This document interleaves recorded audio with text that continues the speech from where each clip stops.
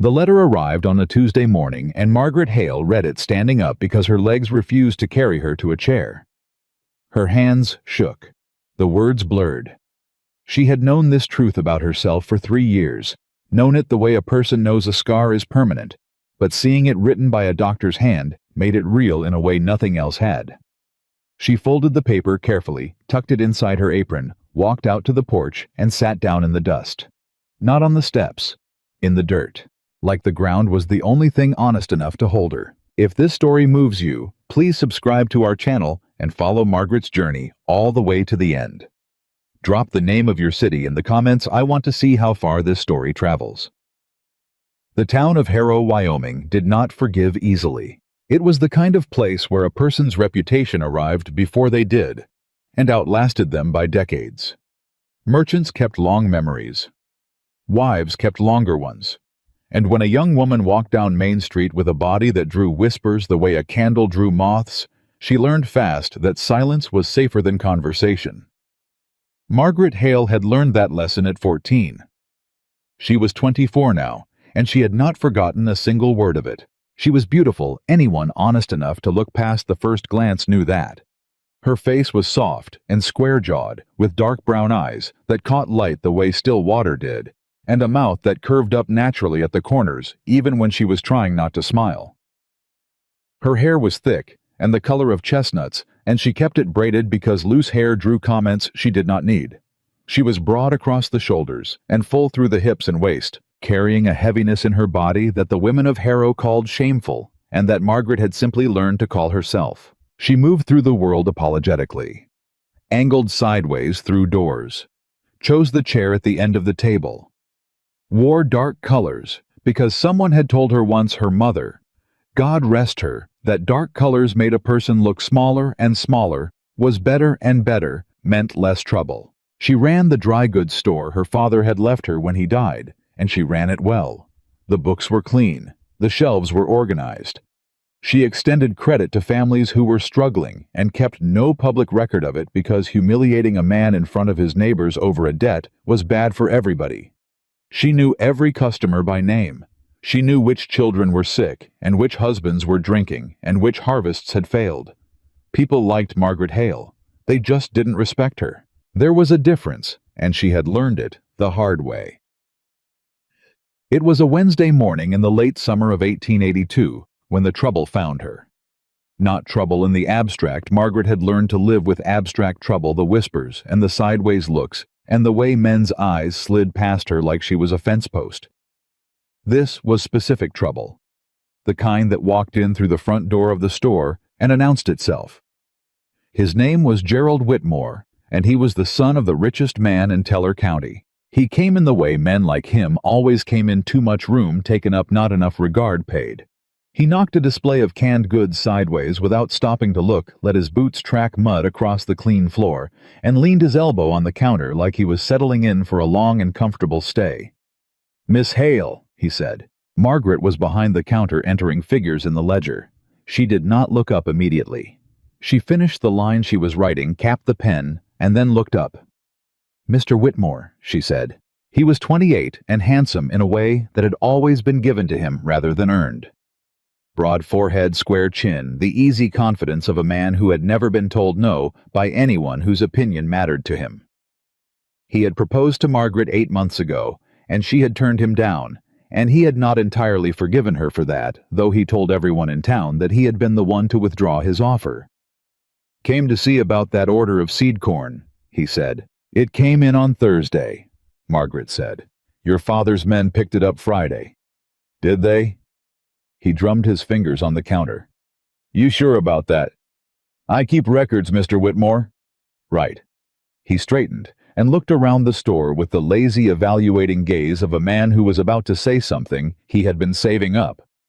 "You know, Miss Hale, folks in town were talking."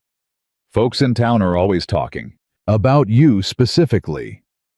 He picked up a jar of preserves from the nearest shelf and turned it in his hands without looking at it.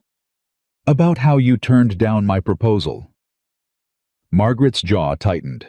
She kept her face still. "I wasn't aware that was still a topic of conversation." "Oh, it is." He set the jar down.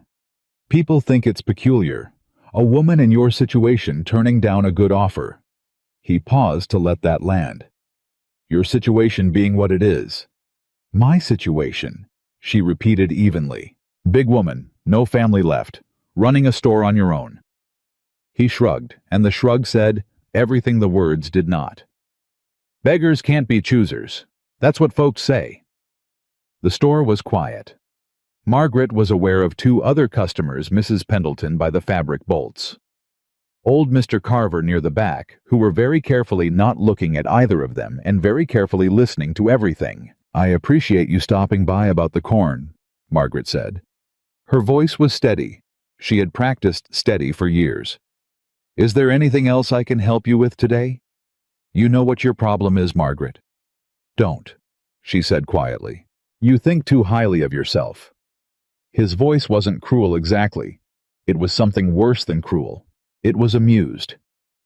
A woman built the way you are can't afford to be choosy. You had one good offer and you threw it away. My father wanted that merger between the store and our land would have set you up comfortable for life. But you said no because you thought you deserved better. He leaned on the counter again. You don't. Mrs. Pendleton had set down the fabric she was examining. Old Mr. Carver had gone very still. Margaret Hale stood behind the counter of her father's store, with her hands flat on the ledger, and she did not cry, and she did not raise her voice, and she did not reach for the flour scoop on the shelf behind her, which she wanted to do with a conviction that surprised her. Mr. Whitmore, she said, the seed corn was delivered Friday. Your receipt is on file. If you need a copy, I can provide one. Otherwise, I need to ask you to leave. He stared at her for a moment. Something flickered in his face, not respect. Not quite, but something close to the memory of what respect was supposed to feel like. He left without another word. Mrs. Pendleton appeared at the counter 3 minutes later, her voice low and urgent. Don't you listen to a word of that, dear. He is a vile little man. Thank you, Mrs. Pendleton. His mother was the same way, superior airs, as if money were a virtue. How much fabric were you looking at? Margaret. I'm fine, she said. And because she had been saying it for 10 years, it came out smooth and practiced, and completely unconvincing. How much fabric? Mwitiek. After Gerald Whitmore left, old Mr. Carver appeared from the back of the store. He was 73 and had been coming in since her father opened it. He stood near the stove with his hat in his hands and didn't say anything for a long moment. Some men, he said finally, are the way they are because nobody ever loved them right. And some men are the way they are because everybody loved them too much and too easy. He put his hat back on. That boy is the second kind. I know, Mr. Carver. Don't let him make you feel small, Margaret. I won't, she said. He paid for his tobacco and left. She let herself feel small for exactly 3 minutes. Then she squared her shoulders and went back to the ledger. She was good at that, the deliberate return to ordinary things after the world knocked her sideways. It was not the same as being fine. It was the architecture that kept her upright while she waited to feel fine again. The afternoon moved on. Customers came and went. She charged a young mother a little less than she should have and made a note in the column she kept for such adjustments. 2 young men came in for tobacco and left without buying anything, muttering something she didn't quite catch but understood perfectly by the way they glanced back at her. She understood it very well. She had always understood it very well. She locked the store at 6, turned the sign, and walked home the long way through the south end of town, where the road ran along the creek for a 1/4 mile. She did this when she needed the quiet. The creek had no opinions about her. The cottonwood trees had nothing to say about her worth or what she deserved. They were simply there, and the world was bearable along that stretch of road in a way it was not always bearable elsewhere. She let herself think about the doctor's letter, and then she let herself stop because there was supper to make, and she could not afford to stand still long enough to let grief catch all the way up. She made supper without tasting. It washed the dishes and sat down at the kitchen table with the letter. She had read it 4 times. She had read it 4 times because the first time she thought she had misunderstood it, And the second time, she had hoped she'd misread a word. And the third time, she was certain. And the fourth time, she was trying to decide what the certainty meant. Dr. Albright had been kind. He had used careful language, the kind doctors used when they were trying to soften something that could not be softened. The fever 3 years ago, the one that had nearly killed her and had taken 3 weeks to break, had left damage. Internal. Permanent. The specific word he used was irreparable. She would not be able to have children. She was 24 years old, and she would not be able to have children, and she sat in her kitchen in the quiet of the evening and tried to locate what she felt about that. It was complicated what she felt. She had not spent her whole life dreaming of motherhood the way some women did. But she had assumed it would be possible. The way you assumed breathing would be possible. The letter removed that assumption. She thought about Gerald Whitmore's words in the store that morning. A woman in your situation. She had understood him to mean her body, her size, her aloneness. Now the phrase had new weight. A different situation than she had thought she was in. She folded the letter again and put it in the box under her bed, where she kept things she was not ready to think about. She was not ready to think about it. She was thinking about it constantly. 2 weeks passed. She ran the store. She extended credit to the Kowalski family when their harvest came in thin. She declined 3 invitations to supper at the Pendletons because she could not sit across a table from a woman who pitied her without wanting to scream. She was in the back room doing inventory on a Thursday afternoon when she heard the bell above the door. "Be right with you," she called. She came out wiping her hands on her apron and stopped. The man standing in her doorway was not from Harrow. She knew every person in Harrow by sight, and many by their walk from a distance, and this man was none of them. He was tall, genuinely tall, not the kind of tall that men exaggerated about themselves, with a ranginess to his build that said he spent most of his days in the saddle. He wore a weathered brown hat that had seen considerable use, and a canvas coat with the collar turned up against the wind. He had a jaw that looked like it had been made out of something harder than bone, and lines at the corners of his eyes and mouth that came from years outdoors rather than from laughter, though they gave the impression that laughter was not entirely foreign to him. He was, Margaret noted with a mental step sideways, quite remarkably good-looking. In the way that certain men were good-looking, the way certain horses were good-looking, built for actual use, not for show. He was looking around the store with the quiet, methodical attention of a man who took inventory of spaces out of habit. "Good afternoon," Margaret said. He looked at her. Not at her body, at her face. The distinction was one she had learned to notice immediately, because most men's eyes went to her body first instinctively, the way a person's eyes go to a splinter in their thumb. This man's eyes went to her face and stayed there. "Afternoon, ma'am," he said. His voice was low and unhurried. "I'm hoping you can help me out. Just rode in from the north. Need a few supplies. Feed dried goods, maybe some rope if you carry it." "We carry all of that," she said, moving behind the counter. "How much feed are you looking for?" 3 bags if you have it. Oats." "We have it. Ride in alone." "Yes, ma'am." "Long ride from the north. Where are you headed?" He paused, not suspicious, just measuring. "South of here. Heard there's work at the Calloway Ranch if a man shows up before fall." Margaret knew the Calloway Ranch. She knew the owner, Tom Calloway, a fair man, honest, the kind who actually paid what he promised and only let men go when the season genuinely ended. "He's still taking on hands," she said. "Should be another few weeks before he's full up." "Good to know." He moved along the shelves, studying them with the same quiet attention he'd given the room. She started pulling down the items he'd mentioned, keeping her movements efficient. Passing through Harrow before, or just stopping for supplies? Just supplies, most likely. He set a sack of dried beans on the counter. "Though it's a nice enough town."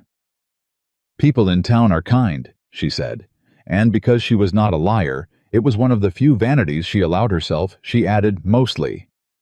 Something moved at the corner of his mouth. "Mostly," he repeated. "What's your name, Mr. "Callahan," he said. "Reese Callahan. Margaret Hale." She extended her hand across the counter automatically the way she did with any new customer, and he took it without hesitation and shook it once firmly, the way you'd shake a man's hand, not the way men sometimes took women's hands like they were made of china. "Miss Hale," he said. "Mrs." She said her standard deflection. She was not a Mrs.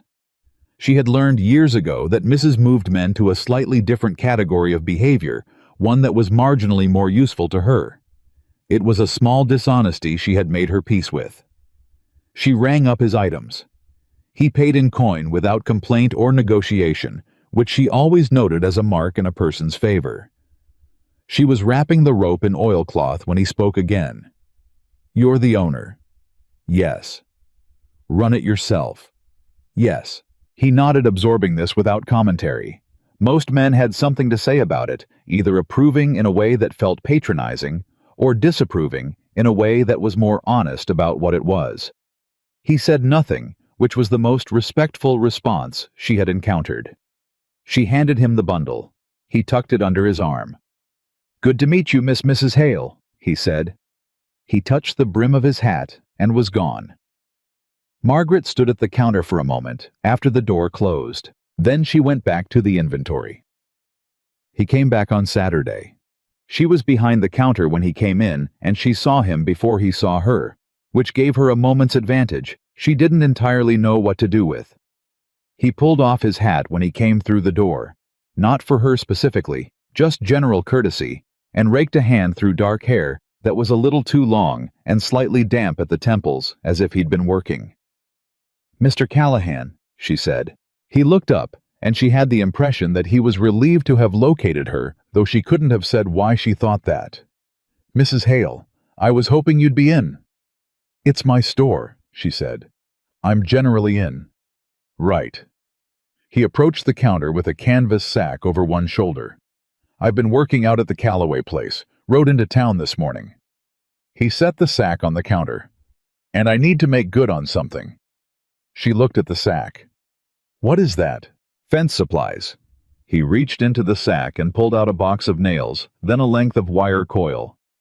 "I rode past your place on the South Road Thursday morning. You've got a section of fencing down on the creek side. Good-sized gap." Margaret went still. "I know," she said slowly. "I've been meaning to see to it." "Figured." He set the wire down. "I fixed it." She looked at him. "I beg your pardon." "Fixed the fence. Took about an hour." He met her eyes steadily without apology, and without the expectation of praise. "Had the supplies in my kit from some work at Calloway's.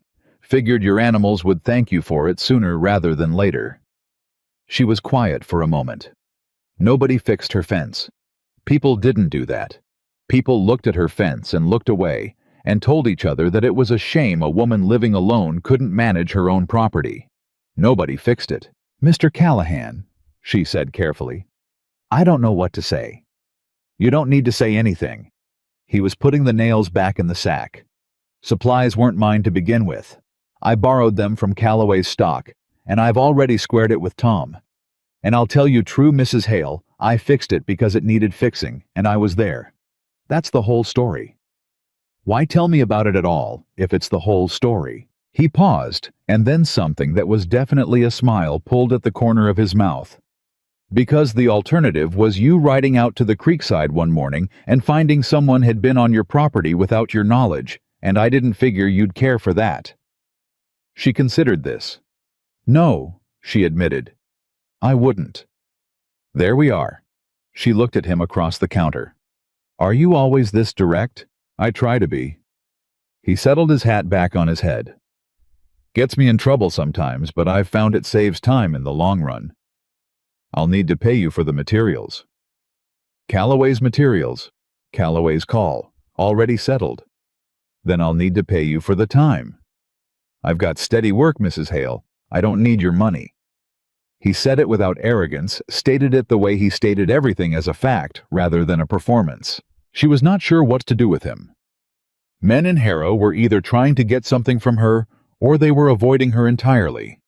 This man was doing neither, and she hadn't realized until this moment how much she had organized her interactions around those two categories. "Thank you," she said. It came out more plainly than she intended, without the professional warmth she usually deployed, just the plain word. "You're welcome," he said, just as plainly, and left. She did not think about him after that. She thought about him a great deal after that which she recognized was a problem and tried to stop doing, and stopped, and then found herself doing it again at inconvenient moments in the middle of inventory. In the quiet stretch of evening when the store was closed and the house was very still, and she sat at the kitchen table with no particular task to occupy her hands. She was not a foolish woman.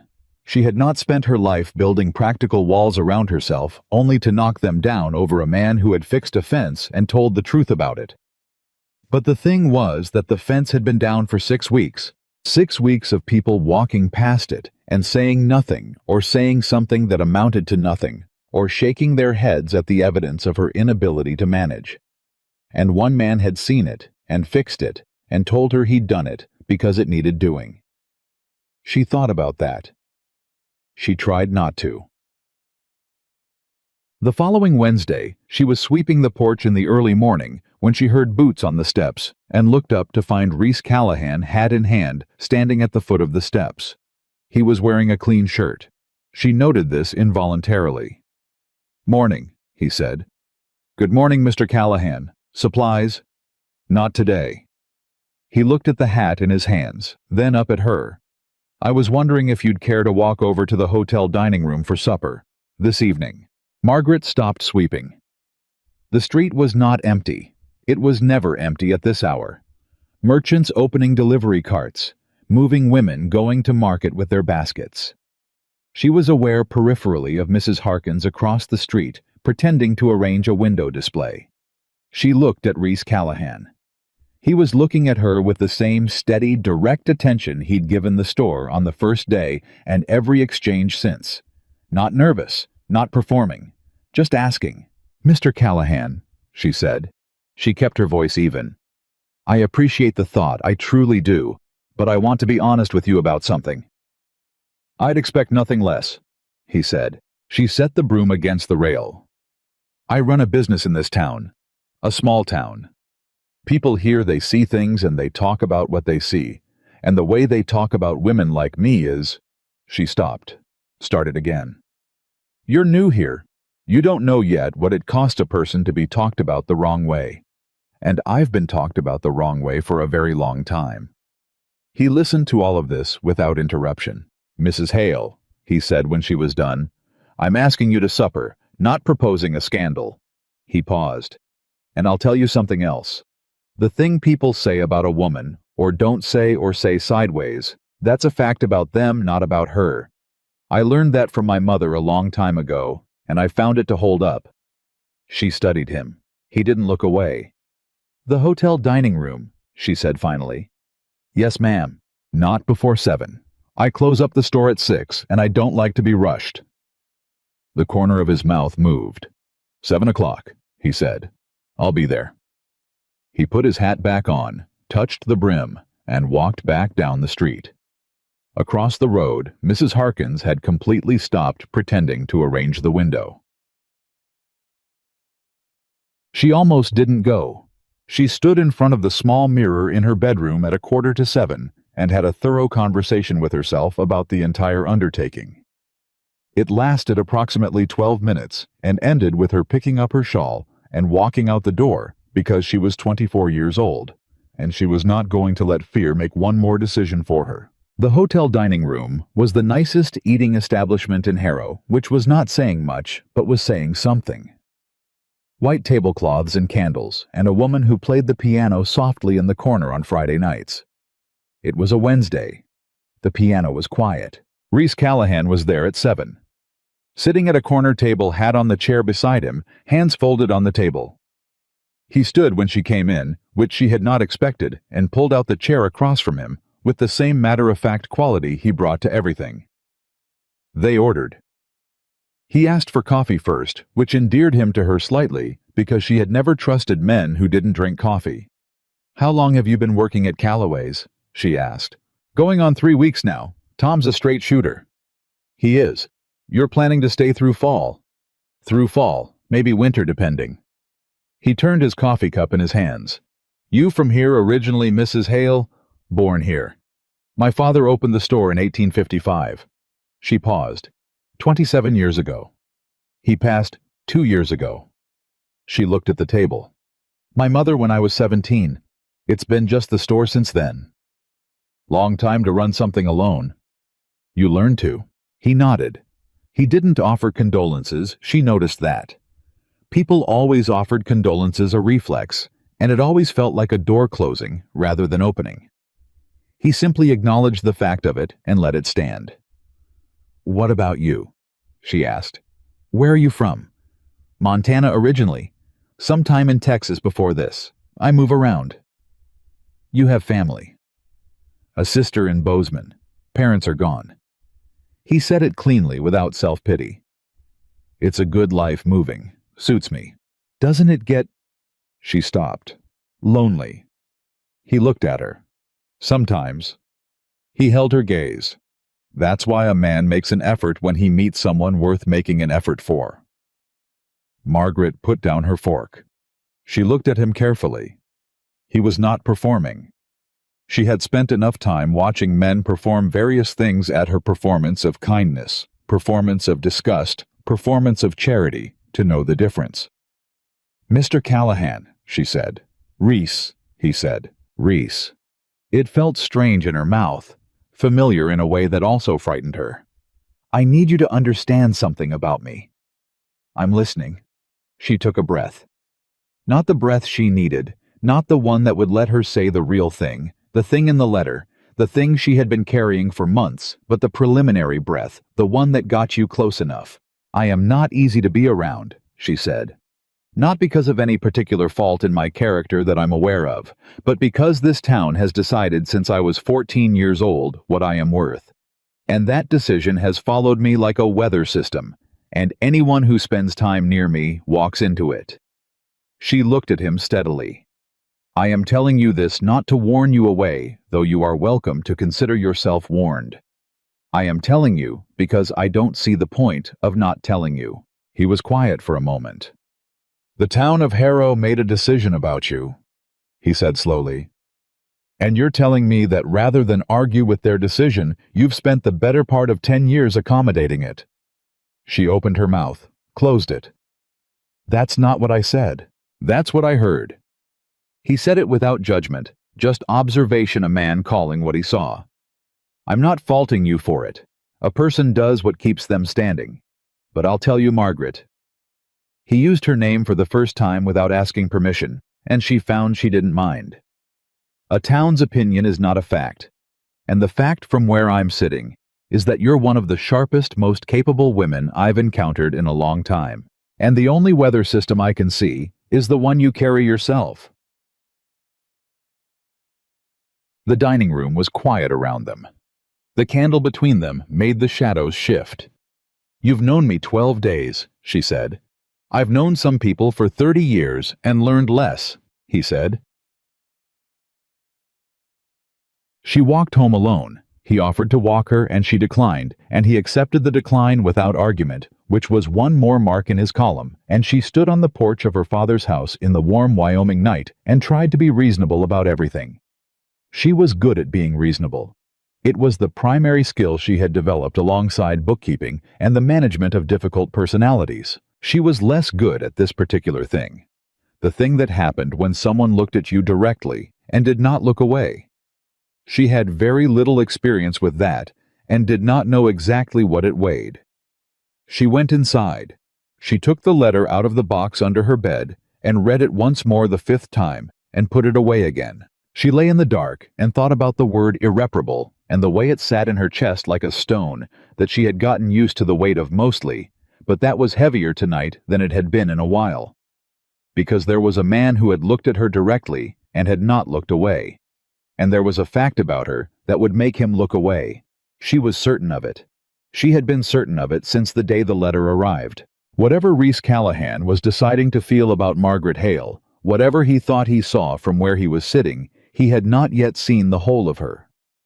And when he did, she thought pulling the quilt up against the night air, the looking away would happen. It always did. She was 24 years old, and she was already an expert in how things ended. She fell asleep still holding the certainty, like a stone, and did not notice not yet that stones grew lighter when a person stopped carrying them alone. She told herself it would stop. That was the reasonable thing, the thing she was good at. She told herself that Reese Callahan would ride out to the Callaway place work, the fall season, move on. South the way men like him moved, and that would be the natural end of whatever this was. A few conversations. A supper. A fence repaired.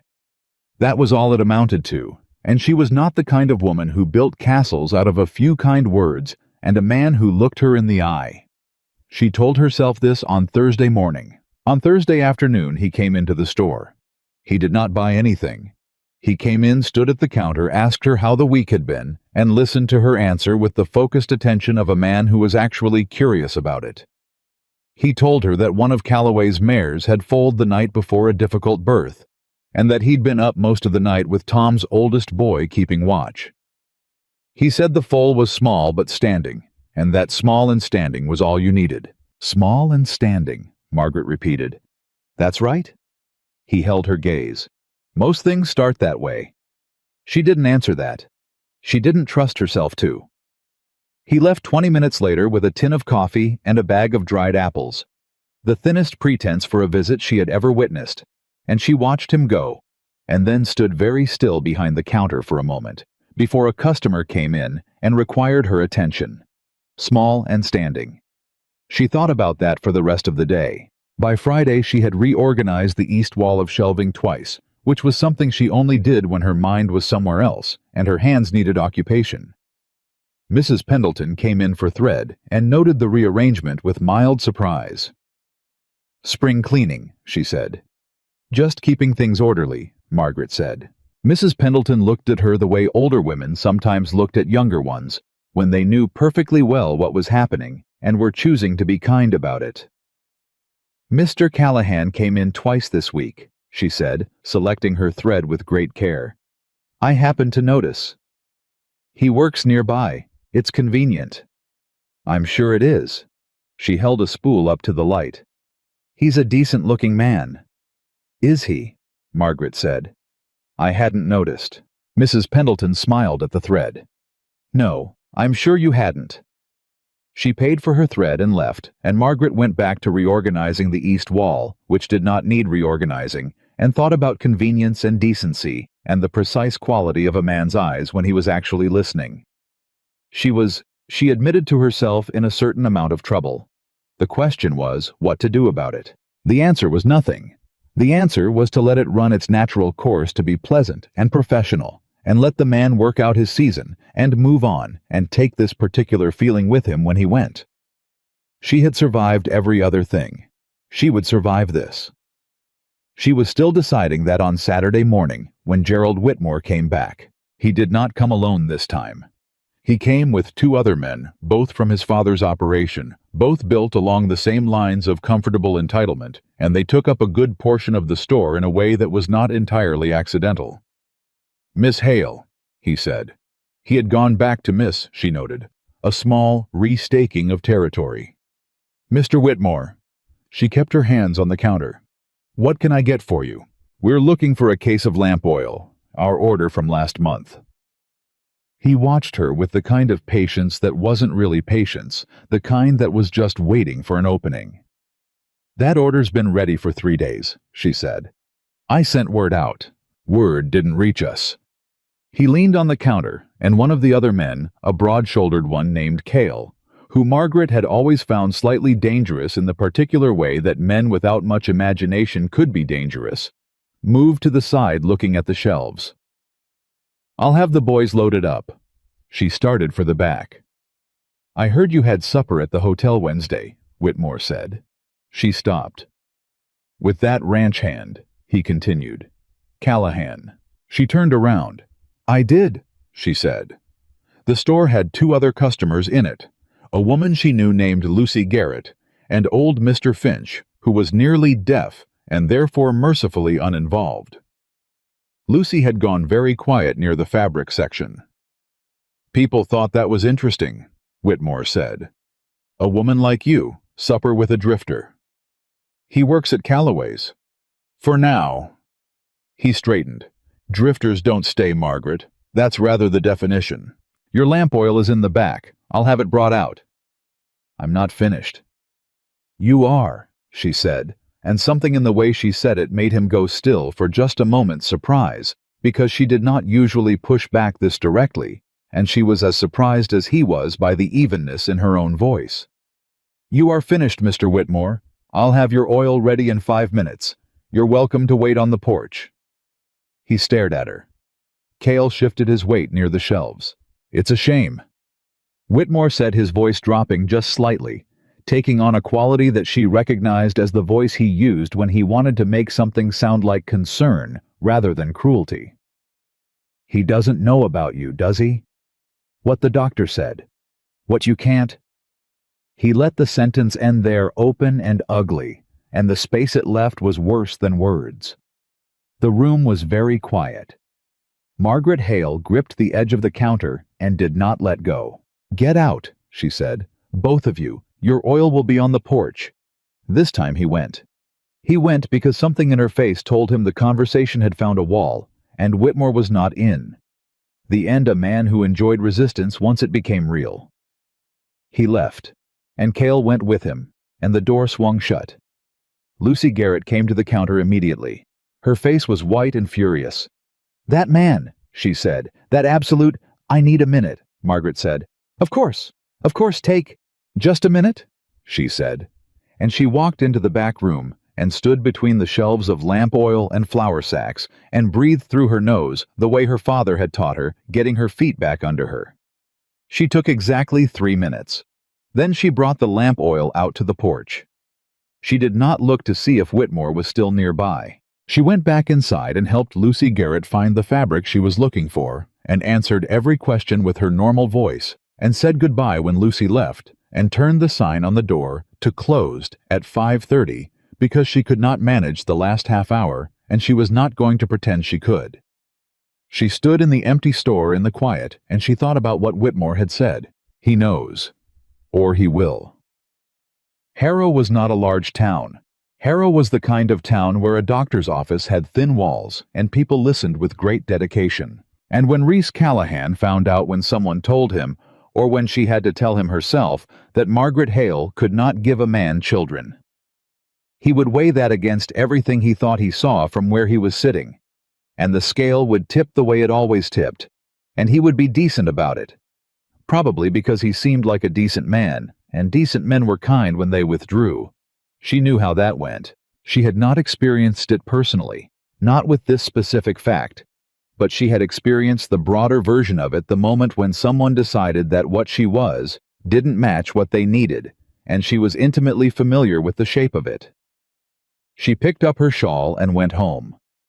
She did not cry until she was inside with the door closed, which she considered a minor personal victory. He found out on Monday. She did not know who told him, and she would not learn until later that it had been Cale Whitmore's man who had mentioned it casually outside the feed store to a group of men that included one of Calloway's other hands, who had mentioned it to Tom Calloway himself, who had said nothing beyond a single quiet word of reproach that Cale had ignored. She found out he knew because he came to the store Monday afternoon wearing the same work clothes and the same weathered hat and the same direct expression, and he sat down in the chair she kept near the stove for customers who needed to rest, and he said, "Someone told me something about you today." Margaret set down the pen she was holding. "All right," she said. "I want to hear it from you," he said. "Not because I need to hear it, because I think you deserve the chance to say it yourself." She looked at him for a long moment. Something in her chest was doing something complicated. She had spent the weekend preparing for this, running through various versions of the conversation, none of which had started this way. "Sit down, Margaret," he said. Not Mr. Callahan this time, not Mrs. Hale, just her name and his. She came around the counter and sat in the other chair, the one she used when she was doing mending or reading the ledger in the afternoon light. 3 years ago, she said, "I had a fever. It lasted 3 weeks. It did a great deal of damage to certain—" She stopped. Started again, the way she always had to start again on this particular subject from the beginning, because there was no graceful way to come at it from the side. I cannot have children, Mr. Callahan. The fever made certain of that. I received the doctor's formal confirmation a month ago, but I have known the probability of it for some time. The store was quiet. That's what I know, he said. Yes. Is there more? She looked at her hands. I think you understand what that means for a woman here. What it means for... She stopped again. A man who wants a family. Who expects... I'm 38 years old, he said, and I have never once sat across a table from a woman and thought about whether she could give me children. She looked up. That is the truth, he said. I'm not saying it to make you feel better about it. I'm saying it because it is a true statement about who I am, and you deserve to know who you're sitting across from. Reese, I'm not finished. He leaned forward, his forearms on his knees, his eyes level with hers. What I think about when I sit across a table from a woman when I sit across from you is whether she's the kind of person I want to know better, whether the time passes fast or slow, whether I want it to last longer. He held her gaze. The time passes very fast with you, Margaret. I always want it to last longer. That is what I think about. She was quiet for a moment that stretched. Outside the store, a cart went past. Someone called a name down the street. The ordinary sounds of Harrow going about its afternoon. You should know that people will talk, she said finally. Let them. You don't understand yet what that means in a town like this. What it feels like to walk down a street where... I grew up in a town like this, he said. Different states, same narrow minds. I understand exactly what it means. He sat back. I'm still here. She studied him, looking for the performance, the thing she was trained to find. She could not locate it. There was just the chair and the afternoon light and a man telling her who he was with the same directness he applied to everything. You're very sure of yourself, she said. Not always. He almost smiled. Right now, a little, yes. She was quiet for another moment. Then she said, You'll want to know about Whitmore. His expression changed. Not dramatically, a slight tightening around the eyes, a settling of something. Tell me, she told him. Not all of it. Not the 8 months of history, but the important parts, the refused proposal, the store merger. His father wanted the 2 visits, the things Whitmore had said. She told it plainly, without editorializing the way she'd enter it in a ledger if she kept a ledger for such things. When she finished, he was quiet. He told people, he said. It wasn't a question. He told people enough, she said. Reese Callahan stood up. He picked up his hat from where he'd set it on the floor beside the chair. He turned it in his hands twice the way she'd noticed he did when he was thinking through something with his whole body, rather than just his head. I'm going to ask you something, he said, and I want you to answer it honestly. I generally do. Are you telling me all this because you want me to walk away? The question landed with the precision of a thrown knife. She felt it go in and tried to decide what the honest answer was. I'm telling you all this, she said slowly, because you deserve to know the full landscape of what you're walking into. If you walk in at all. That is not the same thing as wanting me to leave.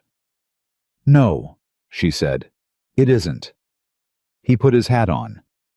Then I'll see you Wednesday, he said. Same time, same place. He was at the door before she spoke. Reese. He turned. Why? She said. It came out more raw than she intended. Not the professional Margaret, not the careful Margaret, just the 24-year-old woman who had spent a decade being certain she wasn't worth the effort and was now looking directly at someone who appeared to disagree. Why does it not? Why doesn't any of it change what I see? He said. She nodded. He looked at her from the doorway for a moment.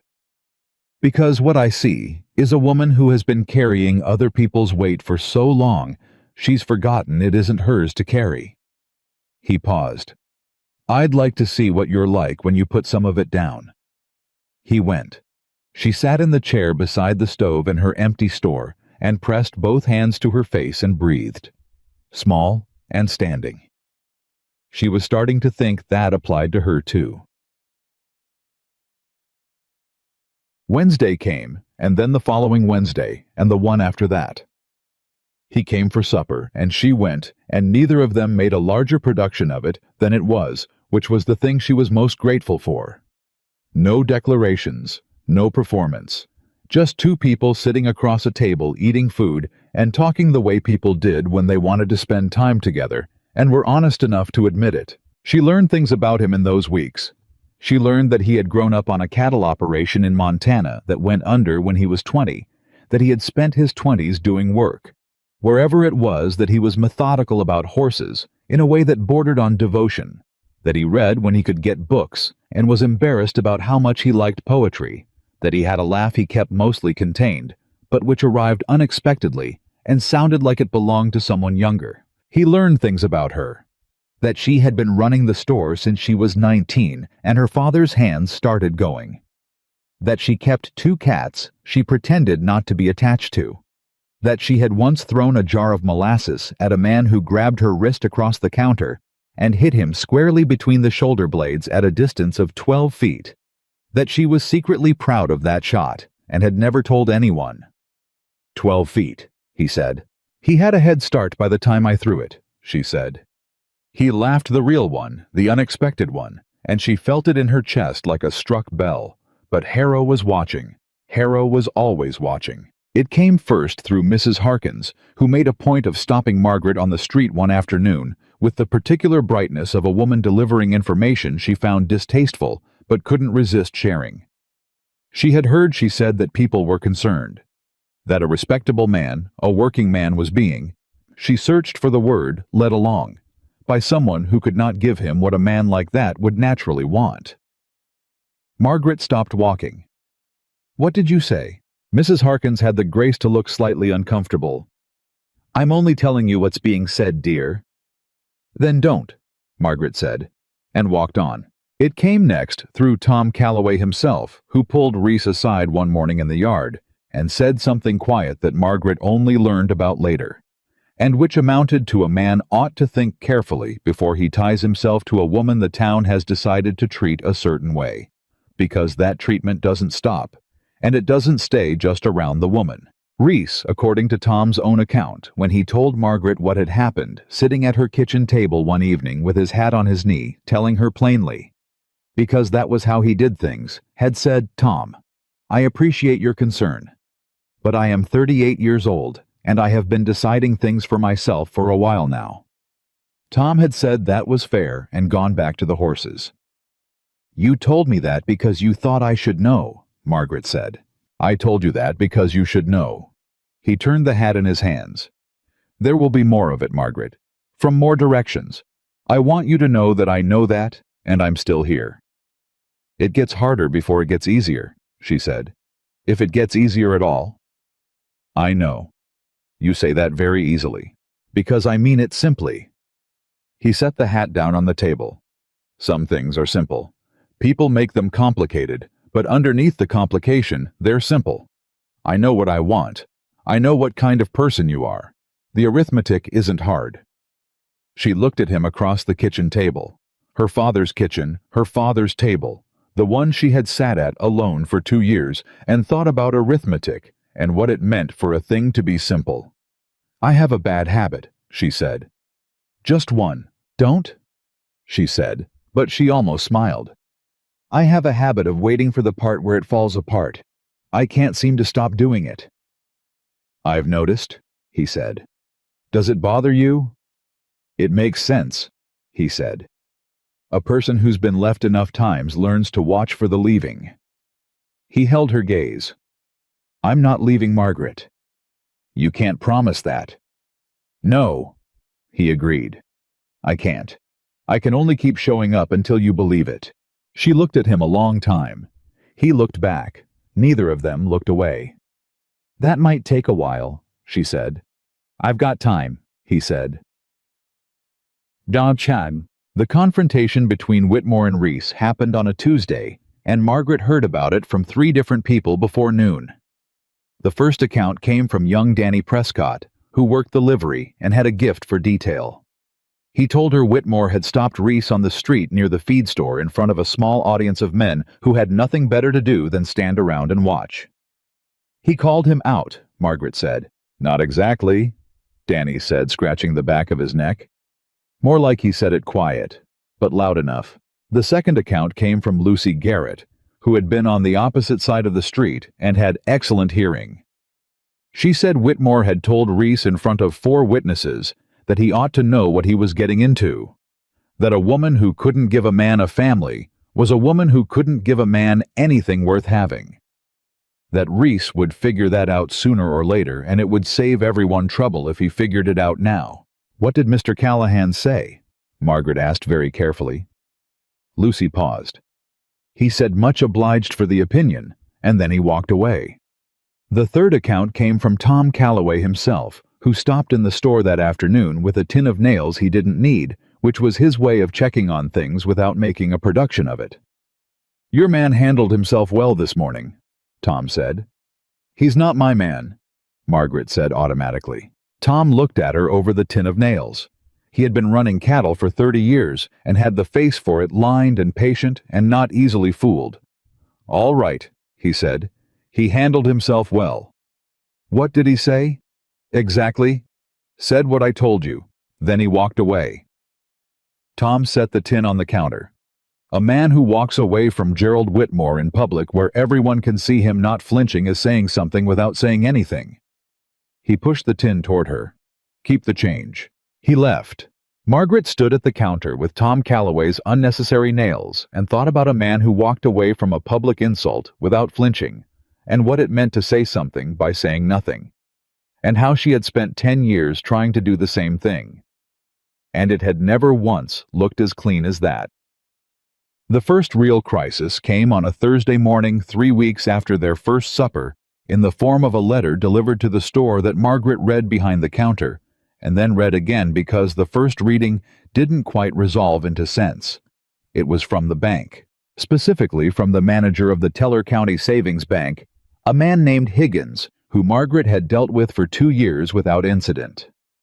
The letter informed her in the careful language of institutional regret that her account had been reviewed, and that due to concerns about the store's financial stability, her line of credit had been reduced by half, effective immediately. She folded the letter. She unfolded it and read it a third time. The store's financial stability. She had never once been late on a payment. She had never missed an obligation. The store's books were cleaner than the bank's lobby, and she knew it and Higgins knew it, and anyone who examined the ledgers for 30 seconds knew it. This was not about financial stability. She was not stupid. Whitmore's father owned a significant share of that bank. She put the letter in the drawer under the counter and served the next 4 customers with the same competence and warmth she brought to everything. And when the store was empty for a moment, she went to the back room and stood between the shelves and breathed and thought with a precision that felt like cold water. She could absorb the reduction if she was careful. It would be tight, genuinely tight. There were 2 families she was carrying on credit, the Kowalskis and the Brennans, and if she had to call those in, it would hurt people who had done nothing wrong. But she could manage. She had managed worse, but this was a signal. Whitmore's father was telling her something, and the something was cooperate. Sell the store, or sell the land, or stop refusing to be what the Whitmores wanted her to be, and the pressure would ease. She went back out to the counter. She helped a woman choose between 2 bolts of wool. She sold a pound of coffee, and a box of buckles, and 3 cans of peaches. She did not mention the letter to anyone that day. She mentioned it to Reese that evening when he came by after his work at Calloway's, standing in the narrow hallway of her house with his hat in his hands, because she hadn't yet invited him all the way in, and she handed him the letter and watched him read it. His face went very still in the way faces went still when a person was keeping something controlled. You understand what this is, he said. I understand what it is. What are you going to do? She had been thinking about that all day, and what she had arrived at was not dramatic. It was practical as things with her tended to be. I'm going to go see Higgins tomorrow morning, she said. I'm going to bring the ledgers. I'm going to ask him to show me on paper why the bank considers the store a financial risk. And I'm going to ask him to put any concerns in writing specifically so that we have a record." Reese was quiet. "That's not a confrontation," she said. "That's documentation." "You think he'll back down?" "I think he'll be uncomfortable," she said. "Men who do things like this are not comfortable when they have to account for them clearly." She took the letter back. "I also think I should find out who else in this town has a loan or a line of credit. They'd prefer not to have called in suddenly, and make sure they understand that what happens to my store could happen to theirs." He looked at her for a long moment.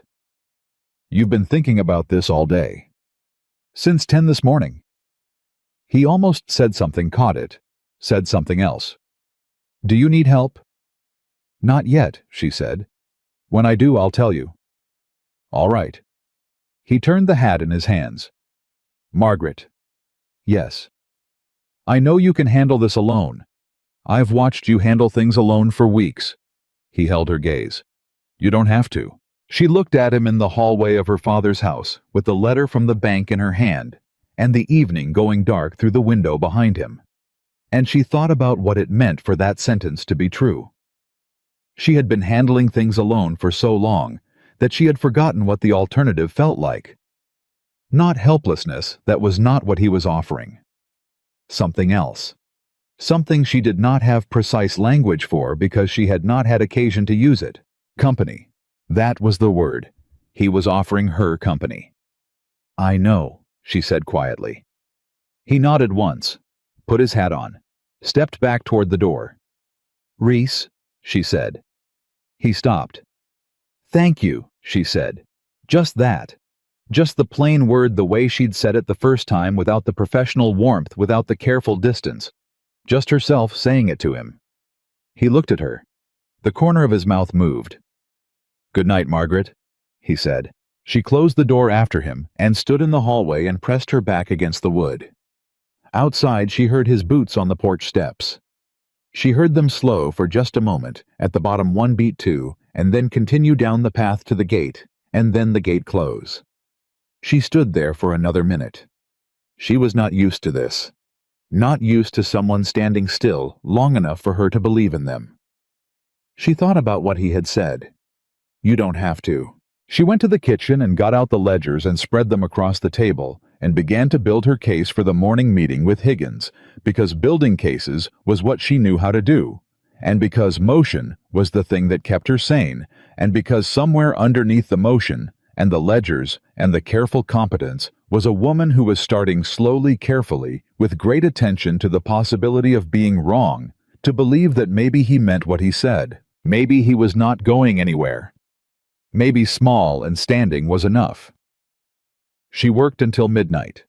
She went to bed with ink on her fingers and the ledgers stacked by the door, and the first real possibility of hope she had allowed herself in a very long time, sitting quietly in her chest, fragile and specific, and hers. She was afraid of it. She let herself be afraid of it anyway. That she thought turning out the lamp was probably what courage actually looked like from the inside. Higgins blinked at her 3 times across the desk before he spoke. She had arrived at the bank at 8 in the morning, 10 minutes before it opened, and she had waited on the step with the ledgers under her arm and her spine straight, and her face arranged in the expression she used when she needed to project more certainty than she felt. When Higgins unlocked the door and found her standing there, he had the specific look of a man who had hoped this particular problem would solve itself before it reached him. It had not solved itself. "Miss Hale," he said. "Mrs.," she said. "Good morning, Mr. Higgins. I'd appreciate a few minutes of your time." She sat down across from his desk and opened the ledgers and walked him through 2 years of clean accounts without raising her voice or making a single accusation. She asked him to show her in writing what specific metric of financial instability had prompted the review. She asked him to point to the line, the month, the number that had concerned the bank. He could not. He tried twice, citing general economic conditions and broader portfolio assessments, and each time she asked him which specific number, and each time there was no specific number, because there was no real answer, because the real answer was not in any ledger. "Mr. Higgins," she said when the second attempt petered out. "I have been a customer of this bank for 2 years. In that time, I have been early on every payment and have never once requested an extension. My books are here." She set her hand flat on the ledgers. "If there is a legitimate concern, I would like it documented. If there is not—" She let the sentence sit there. Higgins looked at the ledgers. He looked at his hands. He was not a bad man, she thought. He was a man who had made a choice that was easier than courage and was now sitting across from the consequence of that choice. "I'll review the decision," he said. "I'd appreciate that," she said. "In writing, please, within the week." She picked up her ledgers and left. She stood outside the bank in the sharp morning air and breathed once deeply, and then walked to the store and opened up and made coffee and did not tell herself it was a victory because it was not a victory yet. It was a first move, and first moves meant nothing until the second move confirmed them. She told Reese about it that evening. "He folded," Reese said. "He didn't fold. He retreated. There's a difference." She set down her coffee cup. "He'll go back to Whitmore's father and explain that pushing directly on the bank account is too visible. They'll try something else." "What's something else?" "I don't know yet." She looked at her hands. "But I have a list of 12 businesses in Harrow with loans or accounts at that bank, and I've sent word to 8 of them asking if they'd be willing to meet." Quietly. He was quiet for a moment. "You built a coalition." "I built a conversation," she said. "It might become a coalition." He looked at her across the table, with an expression she had started to recognize. Not admiration exactly, because admiration had a direction to it, a distance, something more like recognition. Like he was looking at something he already knew and was glad to see again. "What?" she said. "Nothing." He picked up his coffee. "I'm just watching you work." She looked away, because she didn't know what to do with the way he said that. The letter from Whitmore Sr. arrived on a Monday, not to the store, to her house. Which was worse, it meant he knew where she lived in the way that people knew things they weren't supposed to know, the way that was meant to feel like a hand on the back of the neck. The letter was brief and written in the language of a man accustomed to being understood without being explicit. He wished her well. He hoped the store was managing. He wanted her to know that his son's proposal had been made in good faith, and that doors could remain open if she chose to keep them open. She read it twice. She put it in the drawer with the bank letter. She knew what it meant. It meant the bank pressure had rattled someone. It meant the coalition had gotten noticed. It meant she had moved something even slightly, and the Whitmores were recalibrating. She brought both letters to Reese that evening. He read them without speaking. Then he set them on the table and looked at her. "He's offering you a way out," Reese said. "He's offering me a leash with a longer chain," she said. "It's not the same thing." "What are you going to do?" "I'm going to meet with those 7 business owners on Thursday. And then I'm going to write a letter to the county land office requesting the documentation on the railroad right-of-way survey. Because if that railroad route is real, and if it runs where I think it runs the land they want, isn't just my store's land." She met his eyes. "It's half of Main Street." Reese went still. "Nobody knows," she said. "Or nobody said it out loud. I found one line in a survey report from 2 years ago that I wasn't supposed to have. It was misfiled. I found it in a stack of documents Higgins gave me when I opened the account. I didn't know what I was looking at then. I know now." He looked at her for a long moment. "Margaret, if you're right, if I'm right, Gerald Whitmore's father isn't just pressuring a woman into selling a dry goods store. He's consolidating land ownership ahead of a railroad deal that would affect every property owner on this street, and he's doing it quietly one at a time before anyone realizes they should be comparing notes." The silence that followed was the kind that happened when a thing shifted in size. "You need to be careful," he said, and his voice was different, lower, more deliberate. "If he finds out, you know—" "I know." She picked up the letters and folded them. "That's why I'm moving quickly and quietly, and why I haven't told anyone except you." "Why tell me?" She looked at him directly. "Because if something goes wrong, someone needs to know what I know." He held her gaze. Something moved through his face that wasn't quite fear and wasn't quite anger, but was the complicated thing that lived between them. "Nothing is going to go wrong," he said. "You don't know that." "No." He reached across the table and put his hand over hers the first time he had touched her with that kind of deliberateness. Not a handshake, not an accidental brush, but a hand placed with intention. "But I'm going to be here either way." She looked at his hand on hers. She did not pull away. "All right," she said quietly.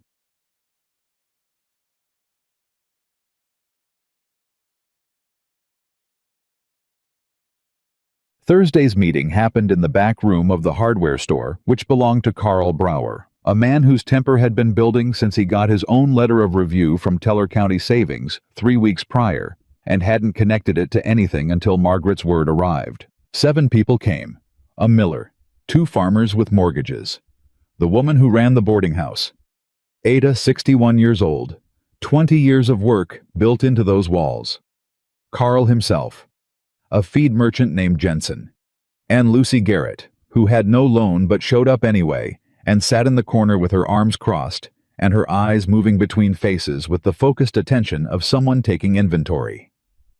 Margaret spread the survey document on the table without preamble. "The railroad right-of-way," she said. "The survey was filed 18 months ago. The route runs along the south edge of town and turns north at the creek. Every property on that turn is in the acquisition zone." She let them look at it. "If Ezra Whitmore has been quietly buying and consolidating those properties before the route is announced publicly, he'll own the corridor before anyone in this room has a chance to negotiate." The room was quiet for a moment. Carl Brower said, "How did you get this?" "It was misfiled," she said. "I found it by accident. I've had it reviewed by a land attorney in Casper." She let that sit. "The route is real." Jensen leaned over the map. "My east pasture is in this zone." "Yes," Margaret said.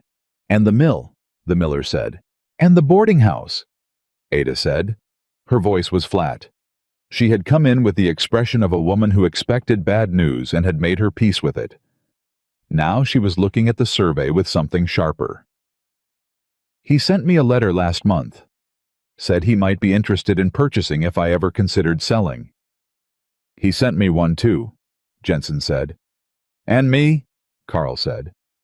Margaret waited. One by one, 4 of the 7 people at the table mentioned letters. Quiet, friendly letters. Expressions of interest from a man who had all the time in the world. Lucy Garrett said from her corner, "He's been working this for at least a year." "At least," Margaret said. Carl put both hands flat on the table. "What do? We file a joint public records request," Margaret said. "All of us together, for the full railroad survey and the acquisition schedule. Once it's a joint request from 7 property owners, it can't be quietly buried. And once the route is public knowledge, Whitmore loses the advantage of timing." She looked around the room. "It doesn't stop him from buying land, but it means everyone negotiates from information instead of ignorance." Ada said, "And your store? You're in this zone too." "Yes," Margaret said. "Is that why you started looking into it?" "I started looking because he pressured my bank. I kept looking because the math didn't add up for just one store." She met Ada's eyes. "By the time I found the survey, it wasn't about my store anymore." Ada nodded slowly, the kind of nod that was also a decision. "I'm in," Ada said. 6 of the 7 signed the request that evening. Margaret did not pressure the 7th, a cautious farmer named Hartley, because she understood caution and because 6 was enough. She walked home with Reese beside her, and they walked without talking for half a block before he said, "How did it go?" 6 of 7, she said. "That's enough. That's what I thought. Whitmore's going to find out. Probably by the end of the week." She kept walking. "I need it filed before that happens." "I know someone who rides to Casper on Wednesday," he said. "Could have it filed by Thursday afternoon." She looked at him sideways. "You've been thinking about the logistics." "I've been thinking about a lot of things," he said, and she accepted that the way she accepted everything from him carefully with both hands, afraid of what she'd do if she dropped it. Whitmore found out on Friday. She knew because he came to the store in the middle of the morning with his father, and Ezra Whitmore Sr. was a different creature entirely from his son. Gerald was bluster and wounded pride. Ezra was cold arithmetic. He was 62 and had the stillness of a man who had been getting what he wanted for a very long time. He stood at the counter and looked at Margaret the way you looked at a calculation that had come out differently than expected. "Miss Hale," he said. "Mr. Whitmore." She looked at both of them. "What can I do for you?" "I think you know," Ezra said. "I'd prefer specifics," she said. Gerald shifted beside his father, but Ezra put one hand out slightly barely visible, and Gerald went still. "You filed a public records request," Ezra said, "with 6 other property owners." "7 originally," she said. 6 signatures. A joint request." He tilted his head, assessing. "That was clever. It's a legal process," she said, "available to any property owner." "It will cause unnecessary alarm," he said. "People will draw conclusions that aren't warranted." "Or they'll draw conclusions that are," she said. His eyes stayed level. "I've been doing business in Teller County for 30 years, Miss Hale. I know every judge, every land agent, every clerk who processes these filings. A records request is not the same as an outcome." "No," she agreed. "It isn't, but it's a conversation starter. And conversations once started are difficult to stop." Silence. Gerald said, "This is because I withdrew the proposal. This is personal."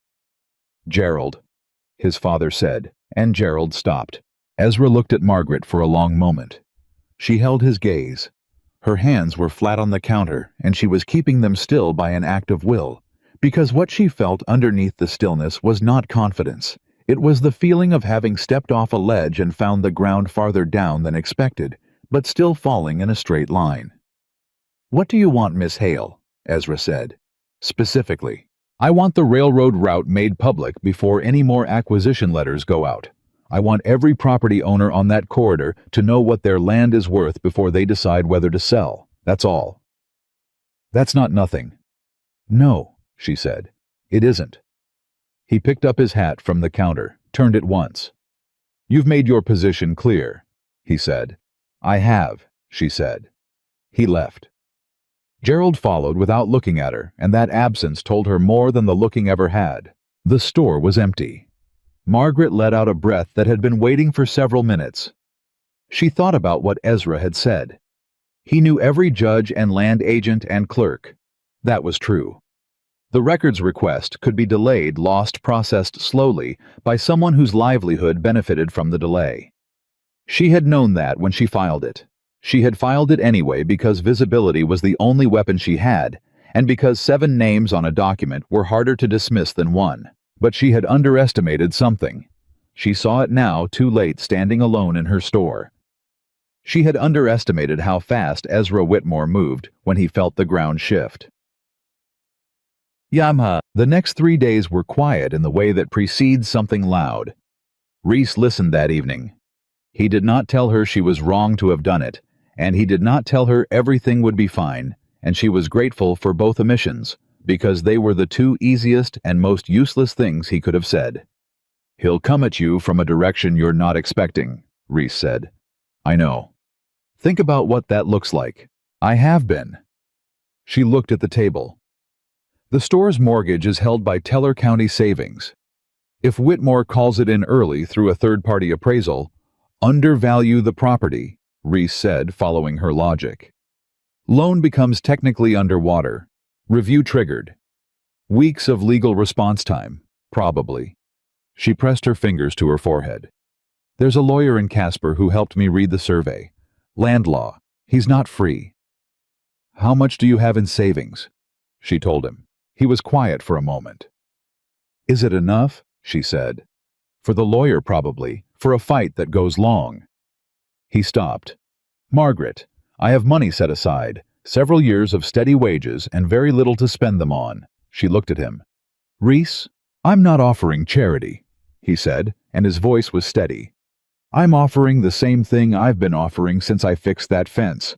I've got something that's useful. You need it. I have it." He held her gaze. The arithmetic isn't complicated. She thought about what she was being offered. Not just the money. The money was the surface. What was underneath was the thing she had spent 24 years struggling to receive without immediately returning it. Another person standing beside her, not because they owed her, not because they pitied her, but because they had chosen to be there. "I'll pay you back," she said. "Margaret." With interest, written down. Something moved in his face. Not exasperation, softer than that. Fond. "All right," he said. "Written down." No. The thing she hadn't anticipated came on a Tuesday evening 8 days after Ezra's visit. It didn't come from the bank. It didn't come from a lawyer or a land agent or any legal mechanism at all. It came in the form of a fire. Not her store. The store was still standing when she ran down Main Street toward the orange light in the sky, her shawl half on, and her boots unlaced, having heard the bell from 4 blocks away. The fire was at Ada's boarding house. Started in the kitchen, they said later. A lamp left too close to a curtain. These things happened. Margaret stood in the street with the rest of Harrow, watching Ada's boarding house burn. She watched the volunteer bucket line work. She watched Reese in the line. He had been closer, and arrived before her passing buckets with the mechanical efficiency of a man who had done this before. She watched Ada standing 15 feet away, with her arms wrapped around herself and her face white, watching 20 years of work collapse into embers. They saved the shell. The interior was gutted. When the fire was controlled and the bucket line dissolved and people began drifting home in the gray early morning, Ada sat down in the street because there was nowhere else to sit. Margaret sat down beside her. Not on the step. In the street. They sat without talking for a while. "It started in the kitchen," Ada said finally. "That's what they're saying." Ada looked at what was left of the building. "I never leave a lamp near a curtain. I was in the front room. I smelled it before I saw it. I check the kitchen every night before bed." Her voice was flat and exhausted and certain. "I checked it last night." Margaret did not say anything. "I can't prove it," Ada said. "I know I can't.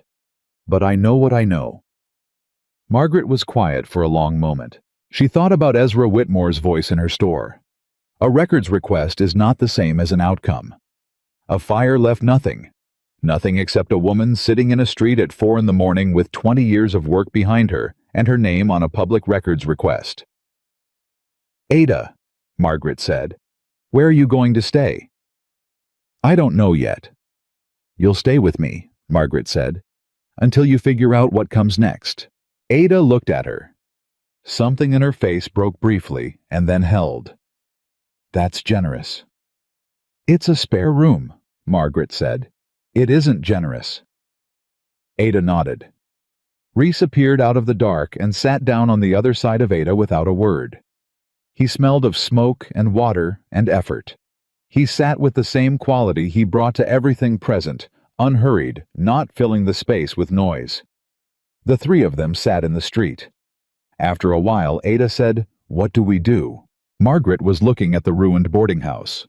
She was thinking about Ezra Whitmore's stillness. His 62 years of getting what he wanted. The way he had picked up his hat with the practiced calm of a man who had already decided what the next move would be. She thought about the fact that the records request had been filed and could not be unfiled. 6 names on it. A fire destroyed property, but it did not destroy paper. It did not destroy what had already been sent and stamped in a county office 2 days' ride away. "We do what we were already doing," she said. "Only faster." Reese looked at her sideways. She could see in his expression that he understood what she meant, that he was with her, and that he knew this was not going to be simple. She knew it wasn't going to be simple. She had stopped expecting simple a long time ago. The morning after the fire, Harrow woke up with ash in the air and a story to tell itself. Margaret heard 3 versions before she'd been open an hour. The first came from a farmer who bought flour and said it was a tragedy terrible. These old buildings went up so fast. The second came from a woman who bought thread and said Ada had always kept a careless kitchen. It was a wonder it hadn't happened sooner. The third came from Danny Prescott, who came in for nothing in particular, and stood at the counter and said quietly that 2 of Whitmore's men had been seen on that block 3 nights running. Margaret looked at him. "I'm not saying anything," Danny said. "I'm just saying what I saw."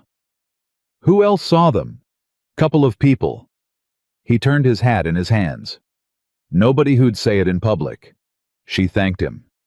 He left. She stood at the counter for a moment and thought about what could be proven and what couldn't, and about the gap between those 2 things, which was where men like Ezra Whitmore had always lived. She wrote to the lawyer in Casper that afternoon. She told him about the fire, told him what Ada had said, told him they needed to move faster on the records request, and that she wanted to understand what legal options existed if property destruction could be connected to a party with financial motive. She did not use the word arson in the letter. She did not need to. She handed the letter to Reese that evening. He read it before he folded it. He always read what she gave him, not because he was prying she had learned, but because he wanted to understand what he was carrying. "You're building a case," he said. "I'm building a record," she said, "in case I ever need a case." "You think he'll go further?" "I think a man who has spent a year acquiring land quietly will not stop because one woman filed a document." She met his eyes. "I think Ada's boarding house was a message, and I think the message will get louder if I go quiet." He folded the letter. He held it for a moment. "Margaret," he said. "I know," she said. "You don't know what I was going to say." "You were going to say be careful." He looked at her. "I was going to say I'm proud of you." She stopped. He set the letter in his coat pocket. "I know you don't need me to say it.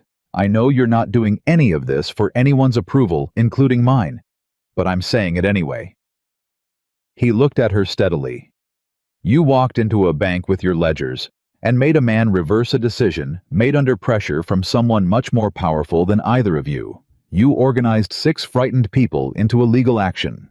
You're running a store and housing a woman who lost everything and building a case in your spare time." His voice was even. "I'm proud of you, that's all." Margaret stood very still.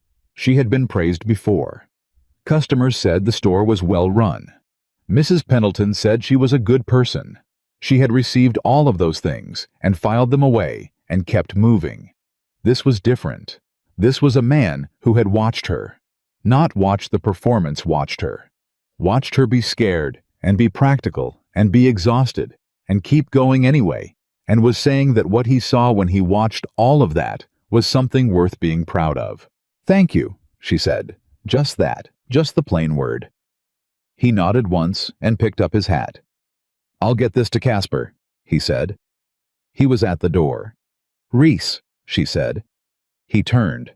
She looked at him across the store in the late afternoon light and thought about a fence that had been down for 6 weeks that someone fixed because it needed fixing. She thought about a man who had stood outside her meeting because his presence inside would change the dynamic, and who understood that without being told. "Come to supper tonight," she said.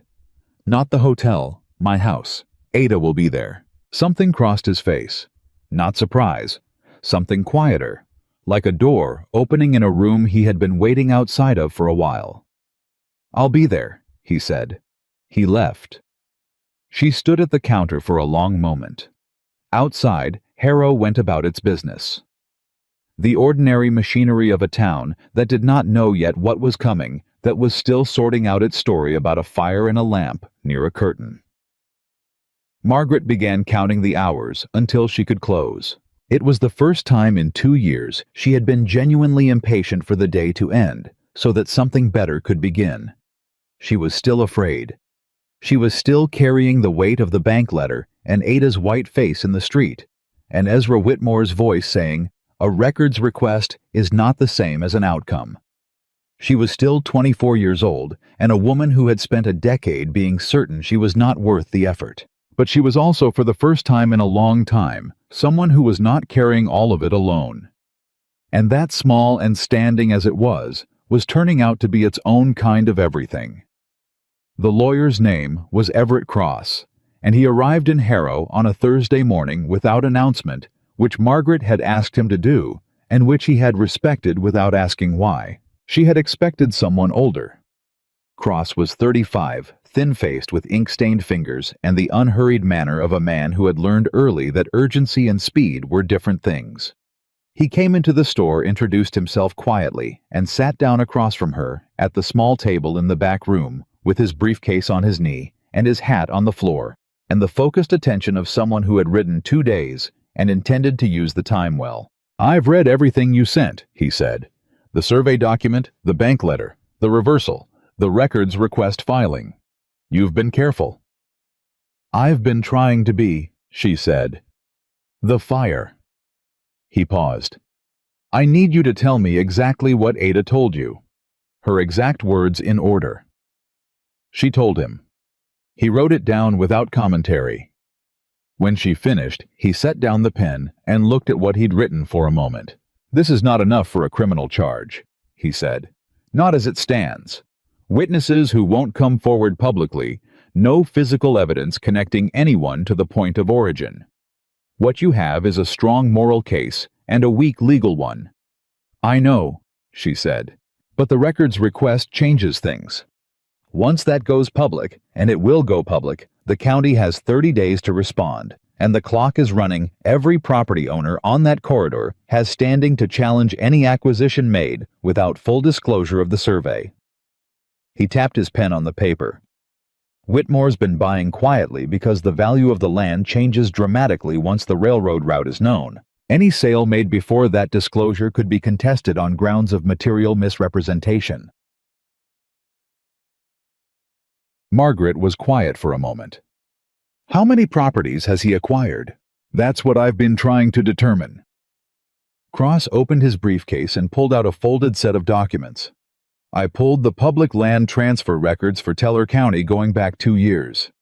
6 properties on or adjacent to the right-of-way corridor have transferred to a holding company called Meridian Land Partners." He set the documents on the table. "Meridian is registered in Cheyenne. The listed principals are 3 names I didn't recognize. But the registered agent," he pointed to a line, "is the law firm that handles all of Ezra Whitmore's commercial transactions." Margaret looked at the line. She looked at it for a long moment. "He hid behind a company," she said. "He was careful," Cross said. "But not careful enough. The agent connection is documentable. And if we can show that Meridian was operating with advanced knowledge of the right-of-way, which the survey document you found suggests..." He sat back. "Then we have the basis for a fraud complaint. Not a guarantee, but a basis. What do we need?" "We need the 6 people who signed that records request to hold together," he said. "We need Ada to put what she told you in a written affidavit. Even if she says she can't prove it, the affidavit creates a record of her account and a timeline. And we need to get the fraud complaint filed before Whitmore finds out what we know about Meridian." "How long do we have?" "Days," he said. "Maybe less.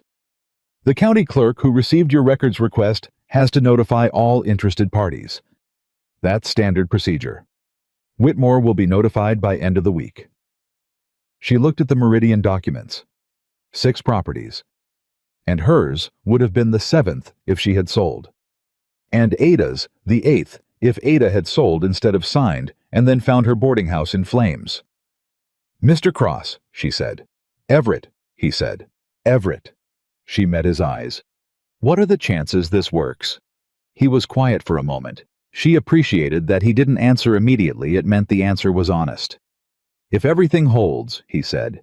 "If your 6 signatories don't get frightened off. If the affidavit is signed. If the county land office processes the records request without interference. If Whitmore doesn't find a way to discredit the survey document or your possession of it." He paused. "Maybe 60%. 60, she said.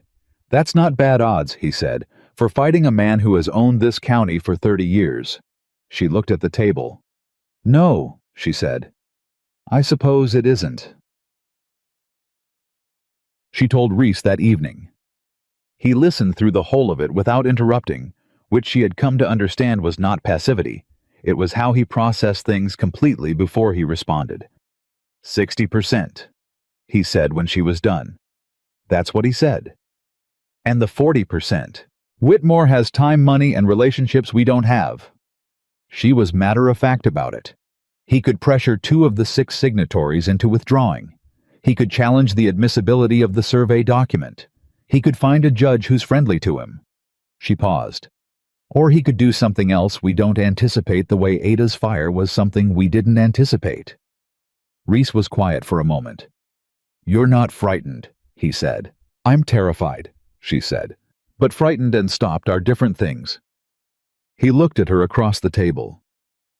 "What do you need from me?" "I need you to talk to Carl Brower," she said.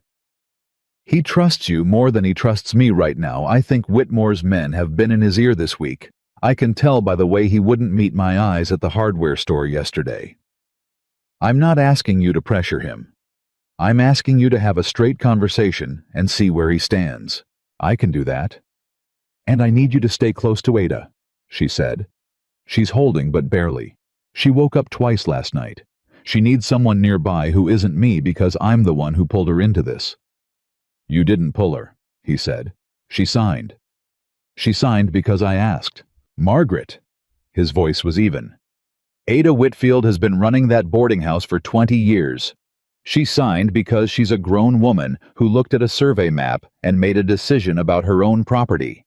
You don't get to take credit for her choices just because you're afraid of the outcome." She opened her mouth, closed it. "That's the same habit," he said. "Different direction."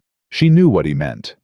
The habit of carrying weight that wasn't hers. She applied it to blame as readily as she applied it to responsibility.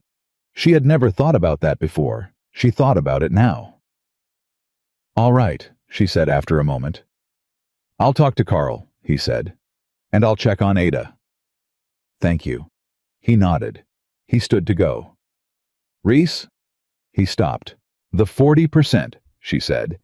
"If this doesn't work, if Whitmore wins this, I want you to know that I don't regret it. Any of it." She held his gaze. "The records request the coalition, the lawyer. Even if it costs me the store, I'd do it the same way."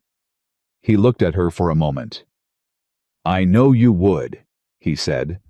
"That's one of the things I—" He stopped. Something moved in his face, and he let it settle without finishing the sentence. "I'll talk to Carl first thing tomorrow." He left.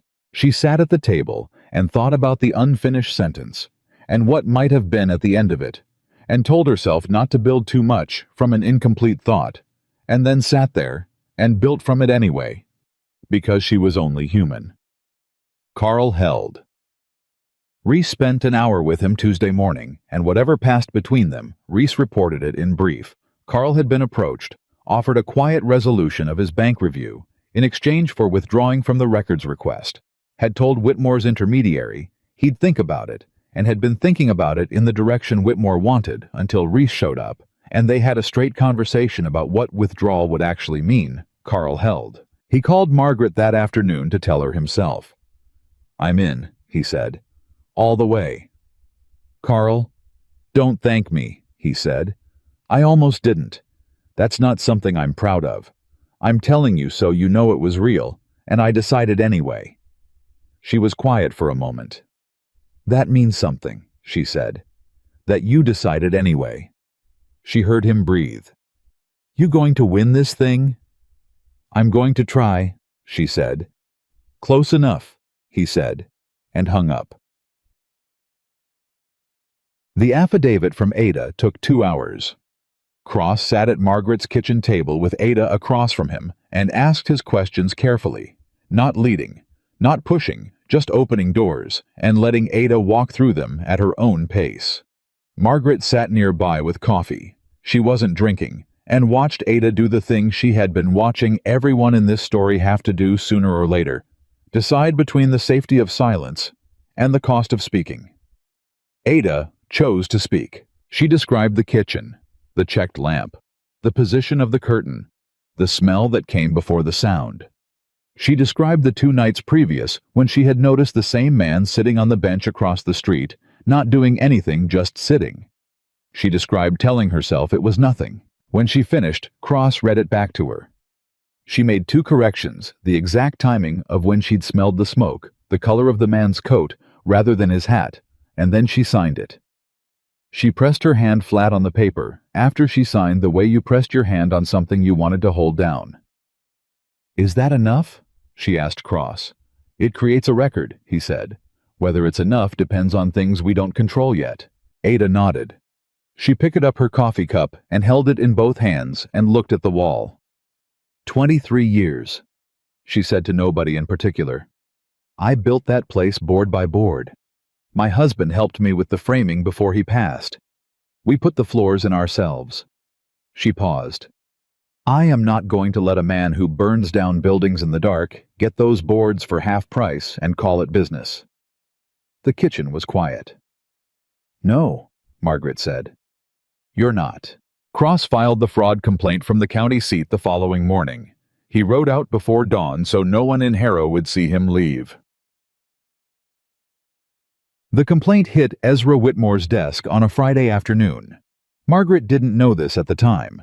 What she knew on Friday afternoon was that Gerald Whitmore came into her store for the first time in 3 weeks, and he came alone, and he set his hat on the counter and looked at her with an expression she hadn't seen from him before. Not anger, not the performance of superiority, something almost like acknowledgement. "You filed a fraud complaint," he said. "My lawyer filed a fraud complaint," she said. "Against my father. Against Meridian Land Partners and its principals," she said. "Which your father's legal representatives have a documented relationship with." Gerald was quiet. He drummed his fingers once on the counter and stopped himself a level of self-control she had not previously witnessed from him. "My father wants to settle," he said. Margaret went very still.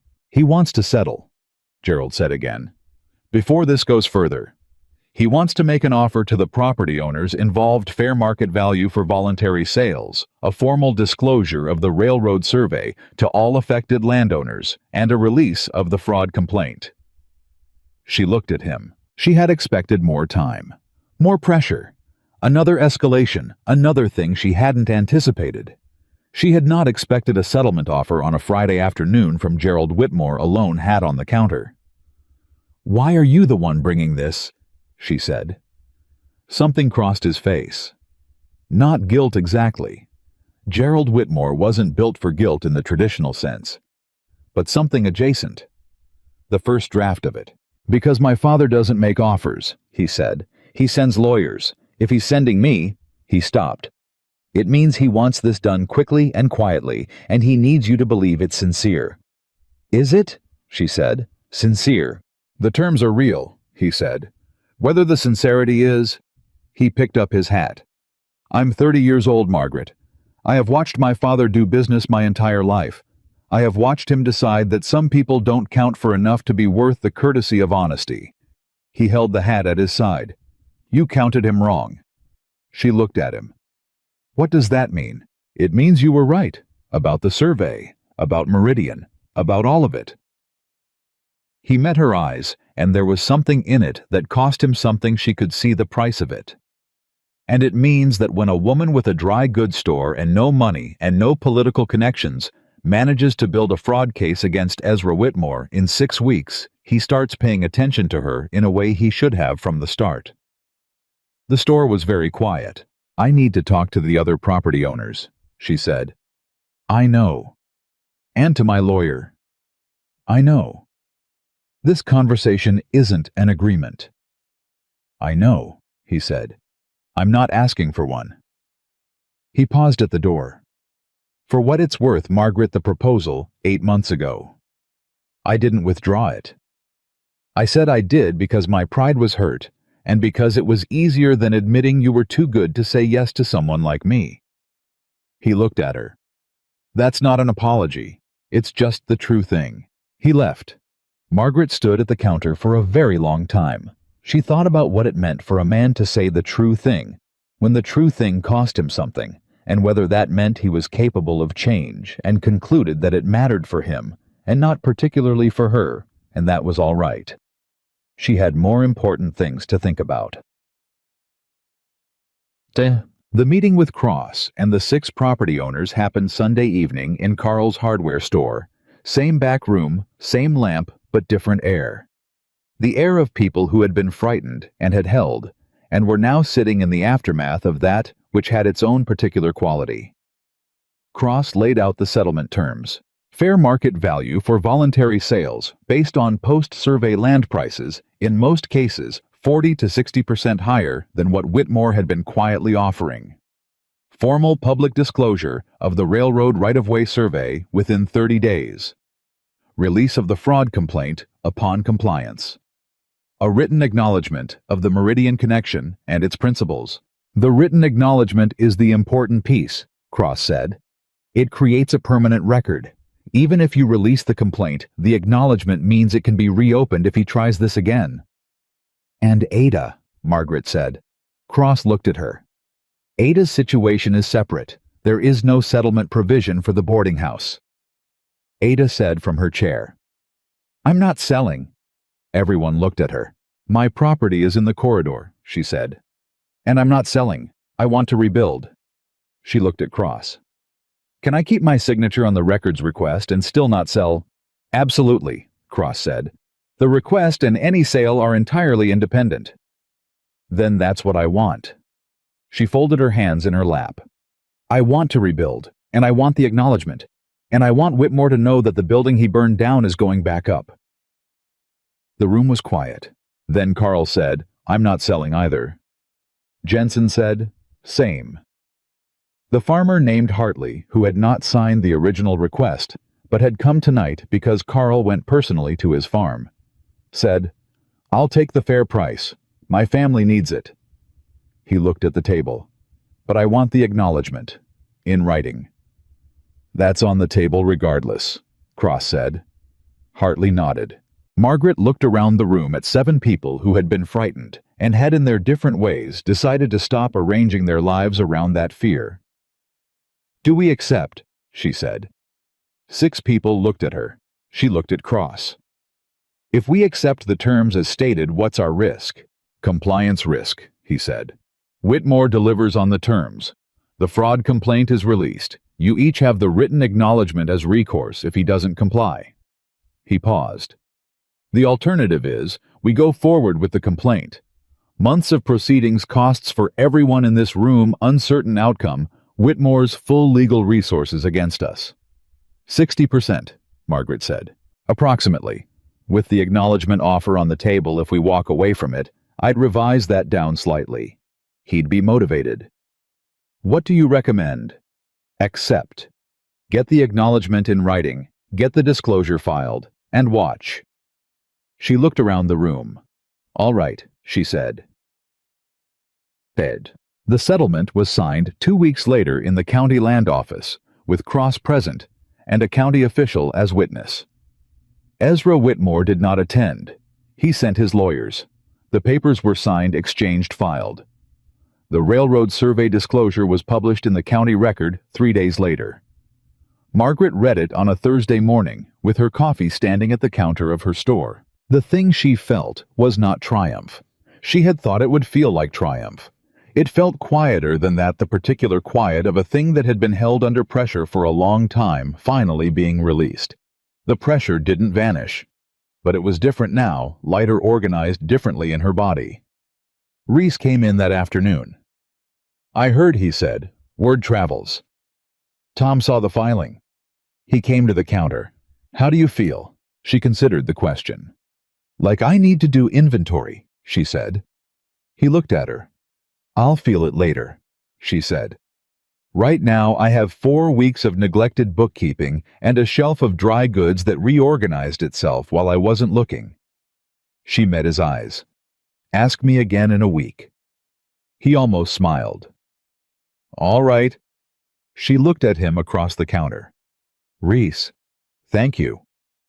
You did this, he said. We did this, she said. Don't do the thing where you make it smaller than it is. He looked at her steadily. I wasn't going to. She held his gaze. There was something between them in that moment that had been building since a fence on the creek side, and a tin of coffee, and a dinner that ended with her walking home alone, because she wasn't ready. Something that was now in the quiet afternoon of a solved thing very close to the surface. "Ask me to supper," she said. He blinked. "What?" "Ask me to supper," she said again. "Not the hotel, my house. Just ask me." He looked at her for a moment, reading whatever was in her face, and then something settled in his expression, something that had been waiting its turn. "Margaret," he said, "will you have supper with me tonight?" "Yes," she said.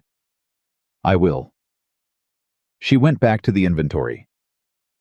He stayed at the counter a moment longer than he needed to, and she was aware of that, the way you were aware of sunlight through a window, not looking directly at it, but certain of the warmth. Then he tipped his hat and left. She counted bolts of fabric with a focus that did not entirely account for why she lost count twice. Supper that evening was the best meal she had made in months, which had nothing to do with the food. The food was ordinary beans and cornbread, and the last of the summer tomatoes, and everything to do with the fact that Ada had discreetly taken herself to Lucy Garrett's leaving the house quiet, and Reese sat across from Margaret at her father's table, and they ate together and talked and didn't talk, and it was the kind of quiet that was full rather than empty. After supper she made coffee and they sat with it and didn't go anywhere. At some point he said, "I have to tell you something." "All right," she said. "Tom's putting the ranch up for sale," he said. "End of the season. His wife wants to go east, her sister's in Ohio. When the season ends, the work at Callaway's ends with it." She looked at him. "I'm not saying that to make you worry," he said. "I'm saying it because I don't want to have information that affects you and not tell you." "What are you going to do?" she said. He set down the cup. He looked at her directly. "That depends," he said, "on what you want."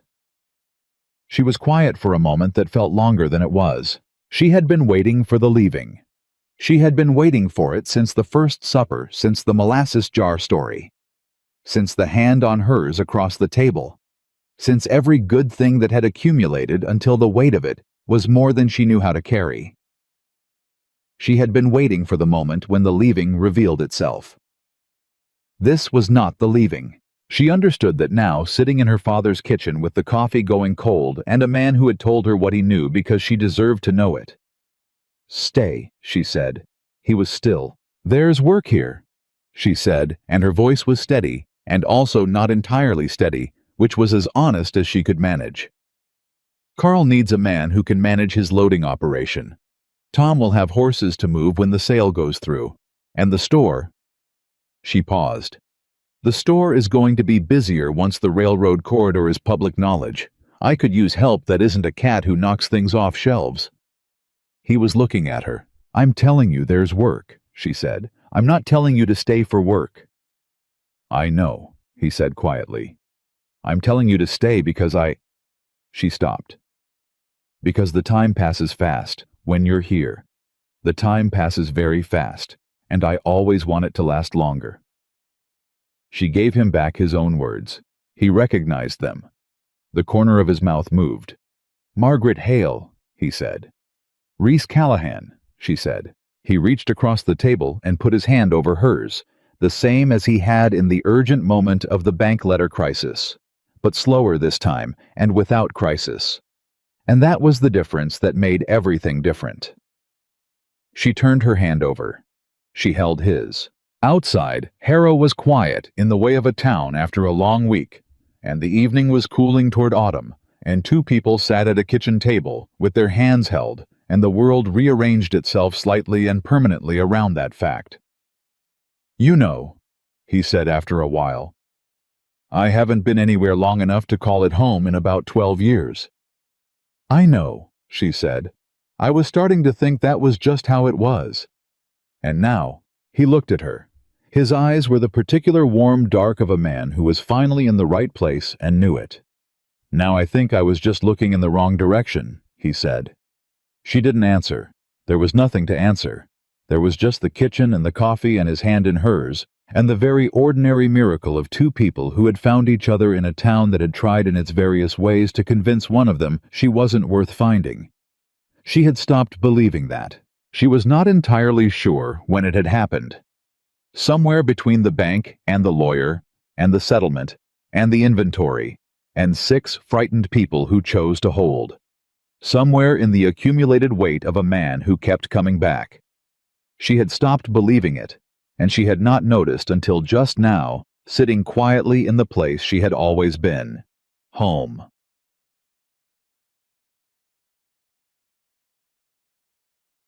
She did not sleep well that night, but it was a different kind of not sleeping than she was used to.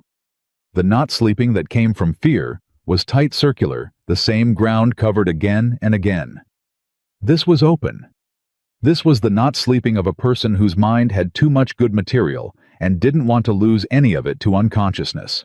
She lay in the dark and thought about the signed settlement, the county filing the railroad survey sitting in the public record where Ezra Whitmore's lawyers couldn't touch it.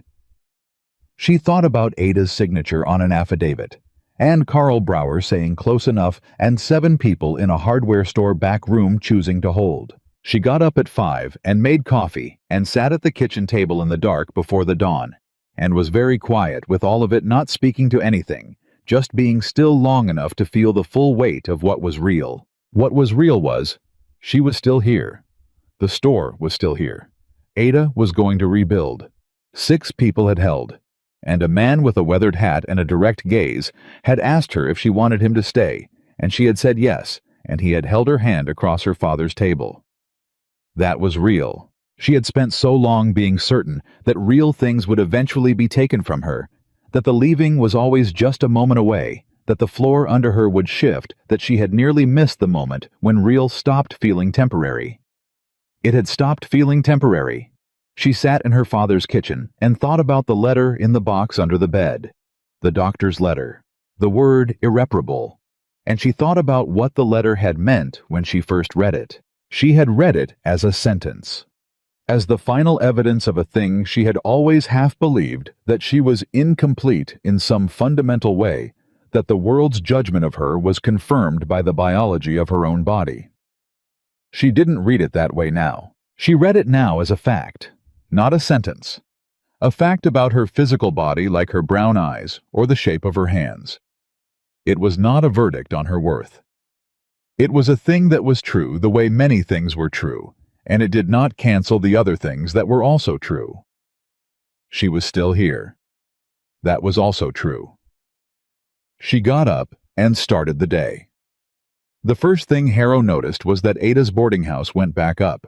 Not all at once. It was a frame and a floor and a roof over 6 weeks, the work of hired men and volunteered Saturdays, and Carl Brower showing up on a Tuesday morning with lumber he said he had extra, of which was not true, and everyone knew it and nobody said it. The boarding house went back up the way things went back up in small towns when a community decided collectively and without announcement that something mattered enough to rebuild. Margaret watched it happen from the doorway of her store. She watched it and thought about what Ada had said in the street at 4 in the morning. I am not going to let a man who burns down buildings in the dark get those boards for half price and call it business. She had not said it for effect. She had said it because it was the truest thing she knew at that particular moment, and the town had somehow heard it, even though only 3 people were present, and the town had decided to agree. That was Harrow in the end. Slow and opinionated and capable of cruelty, but also capable of this, the quiet decision to stand behind someone expressed through donated lumber and volunteered Saturdays rather than speeches. Reese spent 3 of those Saturdays at the boarding house site. Margaret brought food. It was the most domestic thing they had done together, and it felt natural, in a way she had not expected domesticity to feel, having spent 10 years managing everything alone, and assuming she preferred it that way. She had not preferred it. She had simply not had the alternative. She had the alternative now. Oh, it was Lucy Garrett who asked first, which Margaret had known would be the case, because Lucy was the person in Harrow who asked the questions everyone else was already thinking, but considered impolite to voice. She came in on a Wednesday morning in October, ostensibly for coffee beans, and she stood at the counter and looked at Margaret with the particular directness of a woman who had decided not to pretend. "You and Callahan," she said. "Is that a real thing?" "Yes," Margaret said. Lucy nodded, processing. He's staying. Good." Lucy picked up her coffee. "He's a decent man. Lord knows you deserve a decent man." "I'm not sure deserving is how it works," Margaret said. "That's the most ridiculous thing I've ever heard you say," Lucy said pleasantly. "Of course it's how it works. You spent years doing right by people who did you wrong. At some point, the arithmetic catches up."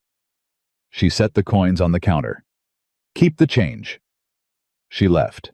Margaret stood at the counter with the coins and thought about arithmetic, and whether Lucy was right, and decided that whether she was or wasn't the result was the same, and the result was enough.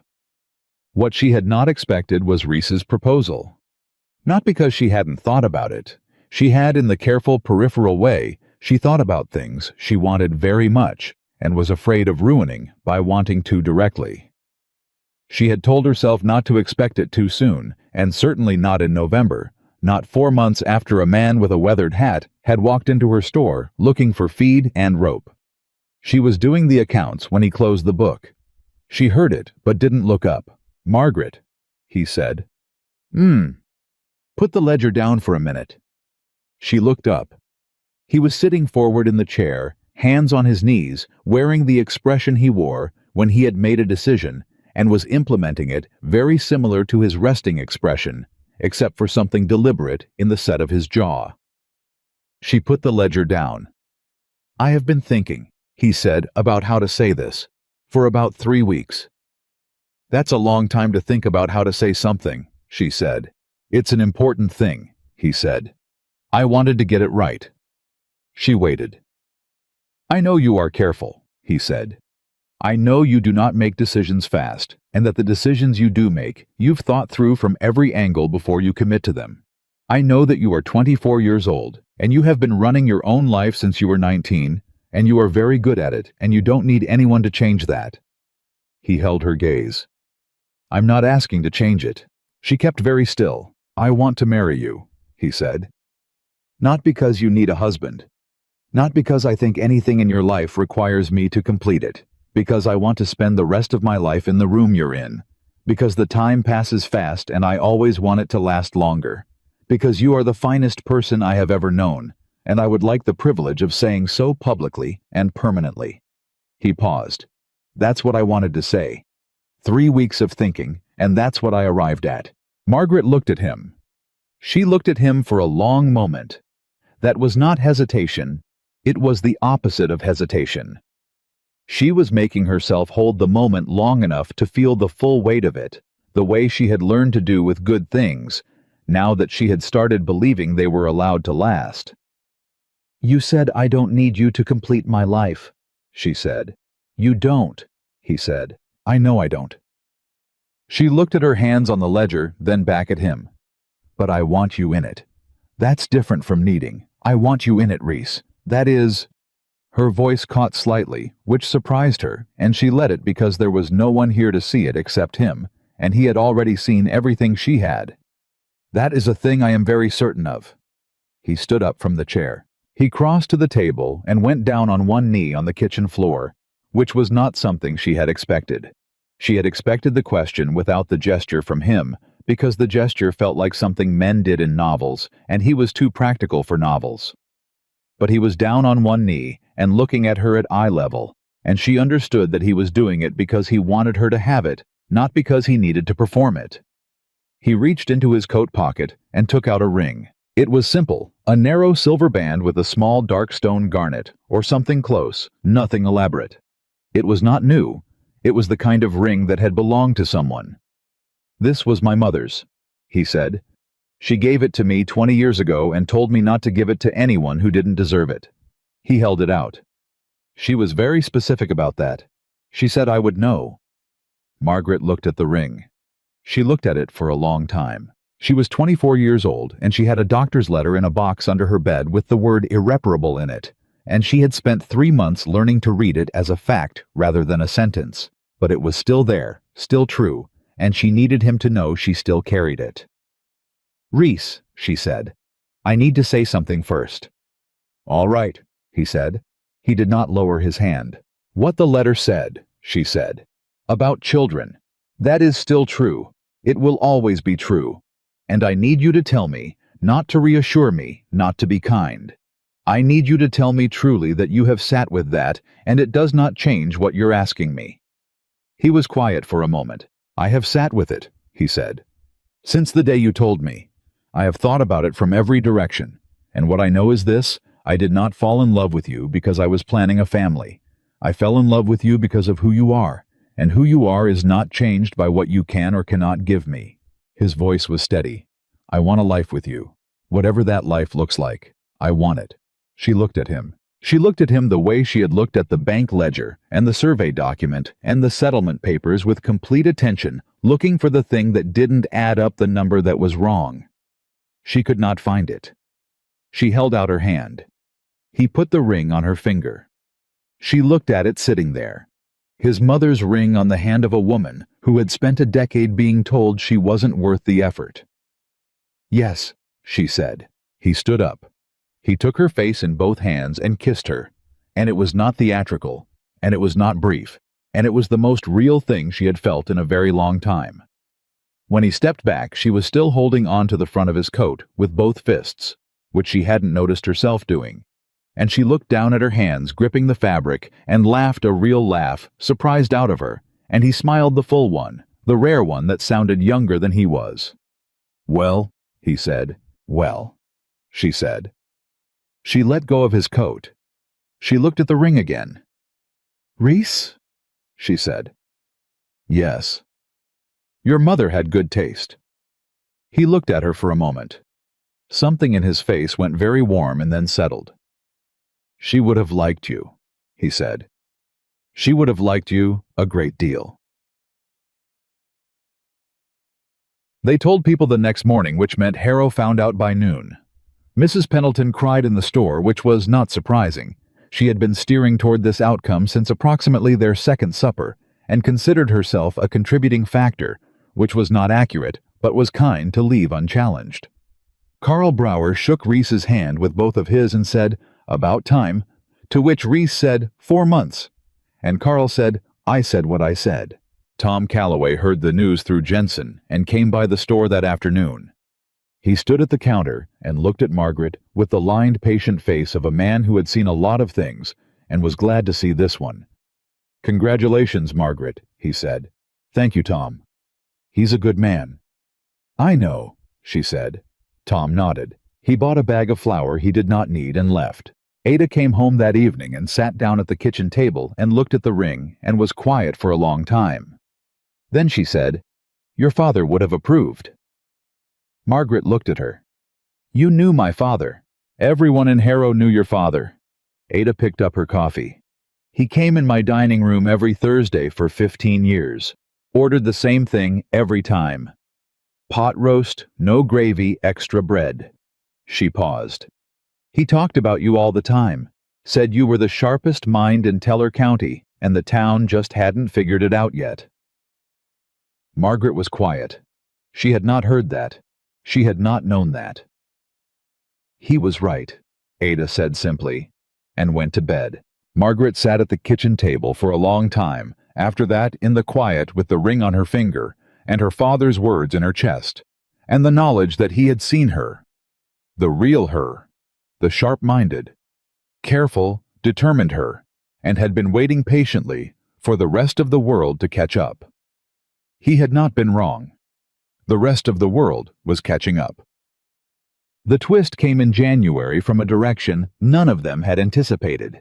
It came in the form of a letter from Everett Cross, who had returned to Casper after the settlement, but had kept following threads the way lawyers did. What he had found at the end of one of those threads changed the shape of the whole story. He wrote that he had been reviewing the primary railroad survey finally released through the public records request. and in reviewing it, he had found something. The right-of-way corridor had been amended. Quietly, 8 months prior to Margaret's records request, in a county land office filing that had not been publicized. The amendment shifted the northern terminus of the corridor, not dramatically, just 200 yards. But 200 yards in that particular direction meant that 3 of the 6 properties Meridian had acquired were now outside the right-of-way zone. Meridian had paid right-of-way premium prices for land that was no longer in the right-of-way. Cross wrote, "I believe the original survey was presented to Meridian's investors as accurate at the time of acquisition, and the subsequent amendment was either unknown to them or was discovered and suppressed. Either way, Meridian's investors paid inflated prices for property that does not carry the access rights they were promised. This creates a separate fraud exposure that has nothing to do with the property sellers. This is a dispute internal to Whitmore's own operation." He added at the bottom, "I thought you should know." Margaret read the letter twice. Then she handed it to Reese across the breakfast table. He read it. He set it down. He looked at the table for a moment. "He defrauded his own investors," Reese said. "It looks that way," Margaret said. "Does Cross think Whitmore knew about the amendment?" "He doesn't say. Either Whitmore knew and suppressed it, or someone in his operation knew and didn't tell him." She looked at the letter. "Either way, it's not your problem," Reese said. She looked at him. "It's not," he said. "You won your fight, Margaret. You got the disclosure, the settlement, the acknowledgement. What happens inside Whitmore's business dealings with his own investors is between him and them." She looked at the letter. "I know," she said. "But," he said. She was quiet for a moment. "But Ada's affidavit is still on file. And if there's an internal dispute inside Whitmore's operation, and if someone decides to cooperate with a broader inquiry, then Ada's case gets new legs," he said, "without any effort from us." She looked at him. "I'm going to send this to Ada and let her decide if she wants to share it with her own lawyer. And then I'm going to close this drawer and not open it again unless someone asks me to." He was quiet. Then, "That's the right call." "I know," she said. "I've made a lot of right calls lately. I'm getting used to the feeling." He looked at her. "Don't get too comfortable," he said. And there was something in it that was humor and also genuine, the reminder that ease was not permanent, that life would find new ways to be difficult, and that she would handle those too.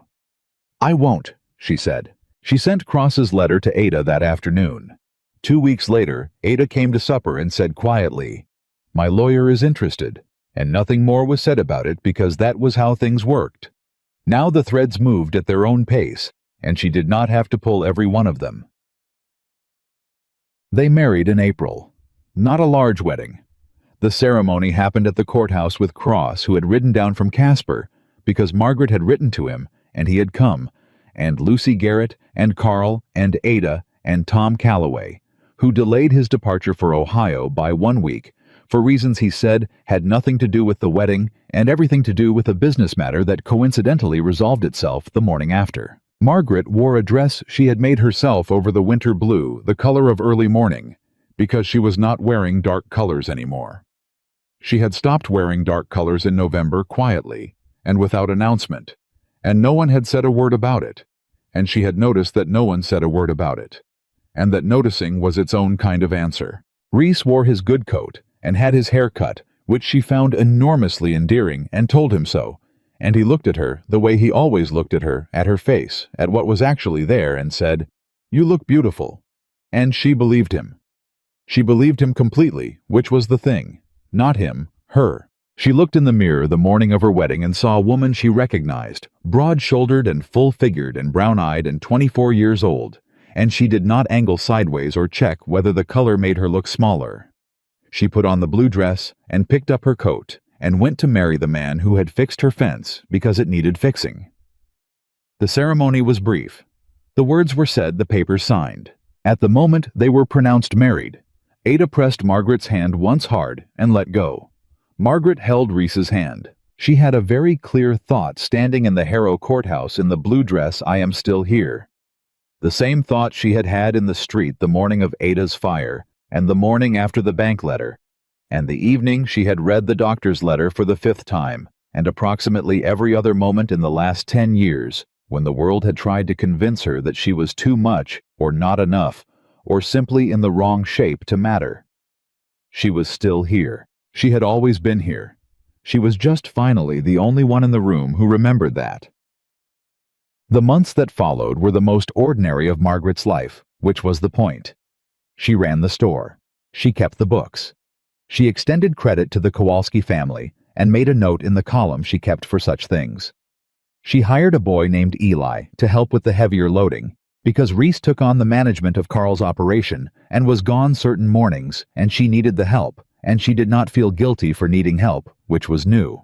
She and Reese had supper together in the evenings. They talked and did not talk. She did the accounts while he read, and sometimes she looked up, and he was already looking at her, and they did not make a production of that either. Ada's boarding house opened in May. The dining room was larger than before, which Ada said was an accident of the rebuild, and which no one believed. On opening day, she served pot roast, no gravy, extra bread, not on the regular menu to anyone who wanted it. Margaret ordered it. She sat at a table in Ada's new dining room and ate pot roast the way her father had ordered it every Thursday for 15 years, and thought about him saying she was the sharpest mind in Teller County, and thought about how long it had taken her to begin to believe that, and thought about how much faster it might have gone if one person had told her sooner. She decided she would be that person for someone else. She did not know yet who or when, but she knew the shape of what it meant to be seen at the right moment by the right person, and she had more years ahead than behind her, and she intended to use them. In October, a year from the first real cold that had crept under her door, while Reese read by the lamp, and she did accounts, Margaret stood in her store on a Tuesday morning and watched Harrow go about its business through the window. She thought about a fence on the creek side and a man who fixed it because it needed fixing. She thought about 6 people in a back room choosing to hold. She thought about the word irreparable in a doctor's letter and how long it had taken her to understand that it was a fact about her body and not a verdict on her life. She thought about her father telling the Thursday dinner crowd that his daughter was the sharpest mind in the county, and the way she had never known that, and the way knowing it now felt like a door she had not realized was closed, swinging open on a room that had always been there. Reese came in at noon with his hat and his coat and his direct gaze, and he came behind the counter because that was normal now, and he put a hand briefly on the back of her neck, because that was also normal now, and he looked at what she was looking at through the window. "What are you thinking about?" he said. She considered. "My father," she said, "and the word irreparable, and a fence on the creek side." She paused. "And the fact that I spent 10 years being certain I wasn't worth the effort, and then I was, and now I'm not certain of that anymore." He was quiet for a moment. "Not the uncertainty," he said. "The certainty. Which one are you not certain of anymore?" She looked at him sideways. "The one where I wasn't worth it," she said. "I'm not certain of that one anymore." He held her gaze. "Good," he said. Just that.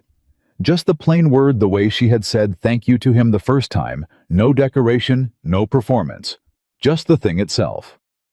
She turned back to the window. Outside, Harrow moved through its Tuesday. A rider she didn't recognize came down Main Street and tied his horse and stood for a moment looking at the town the way strangers did, measuring it, deciding what kind of place it was.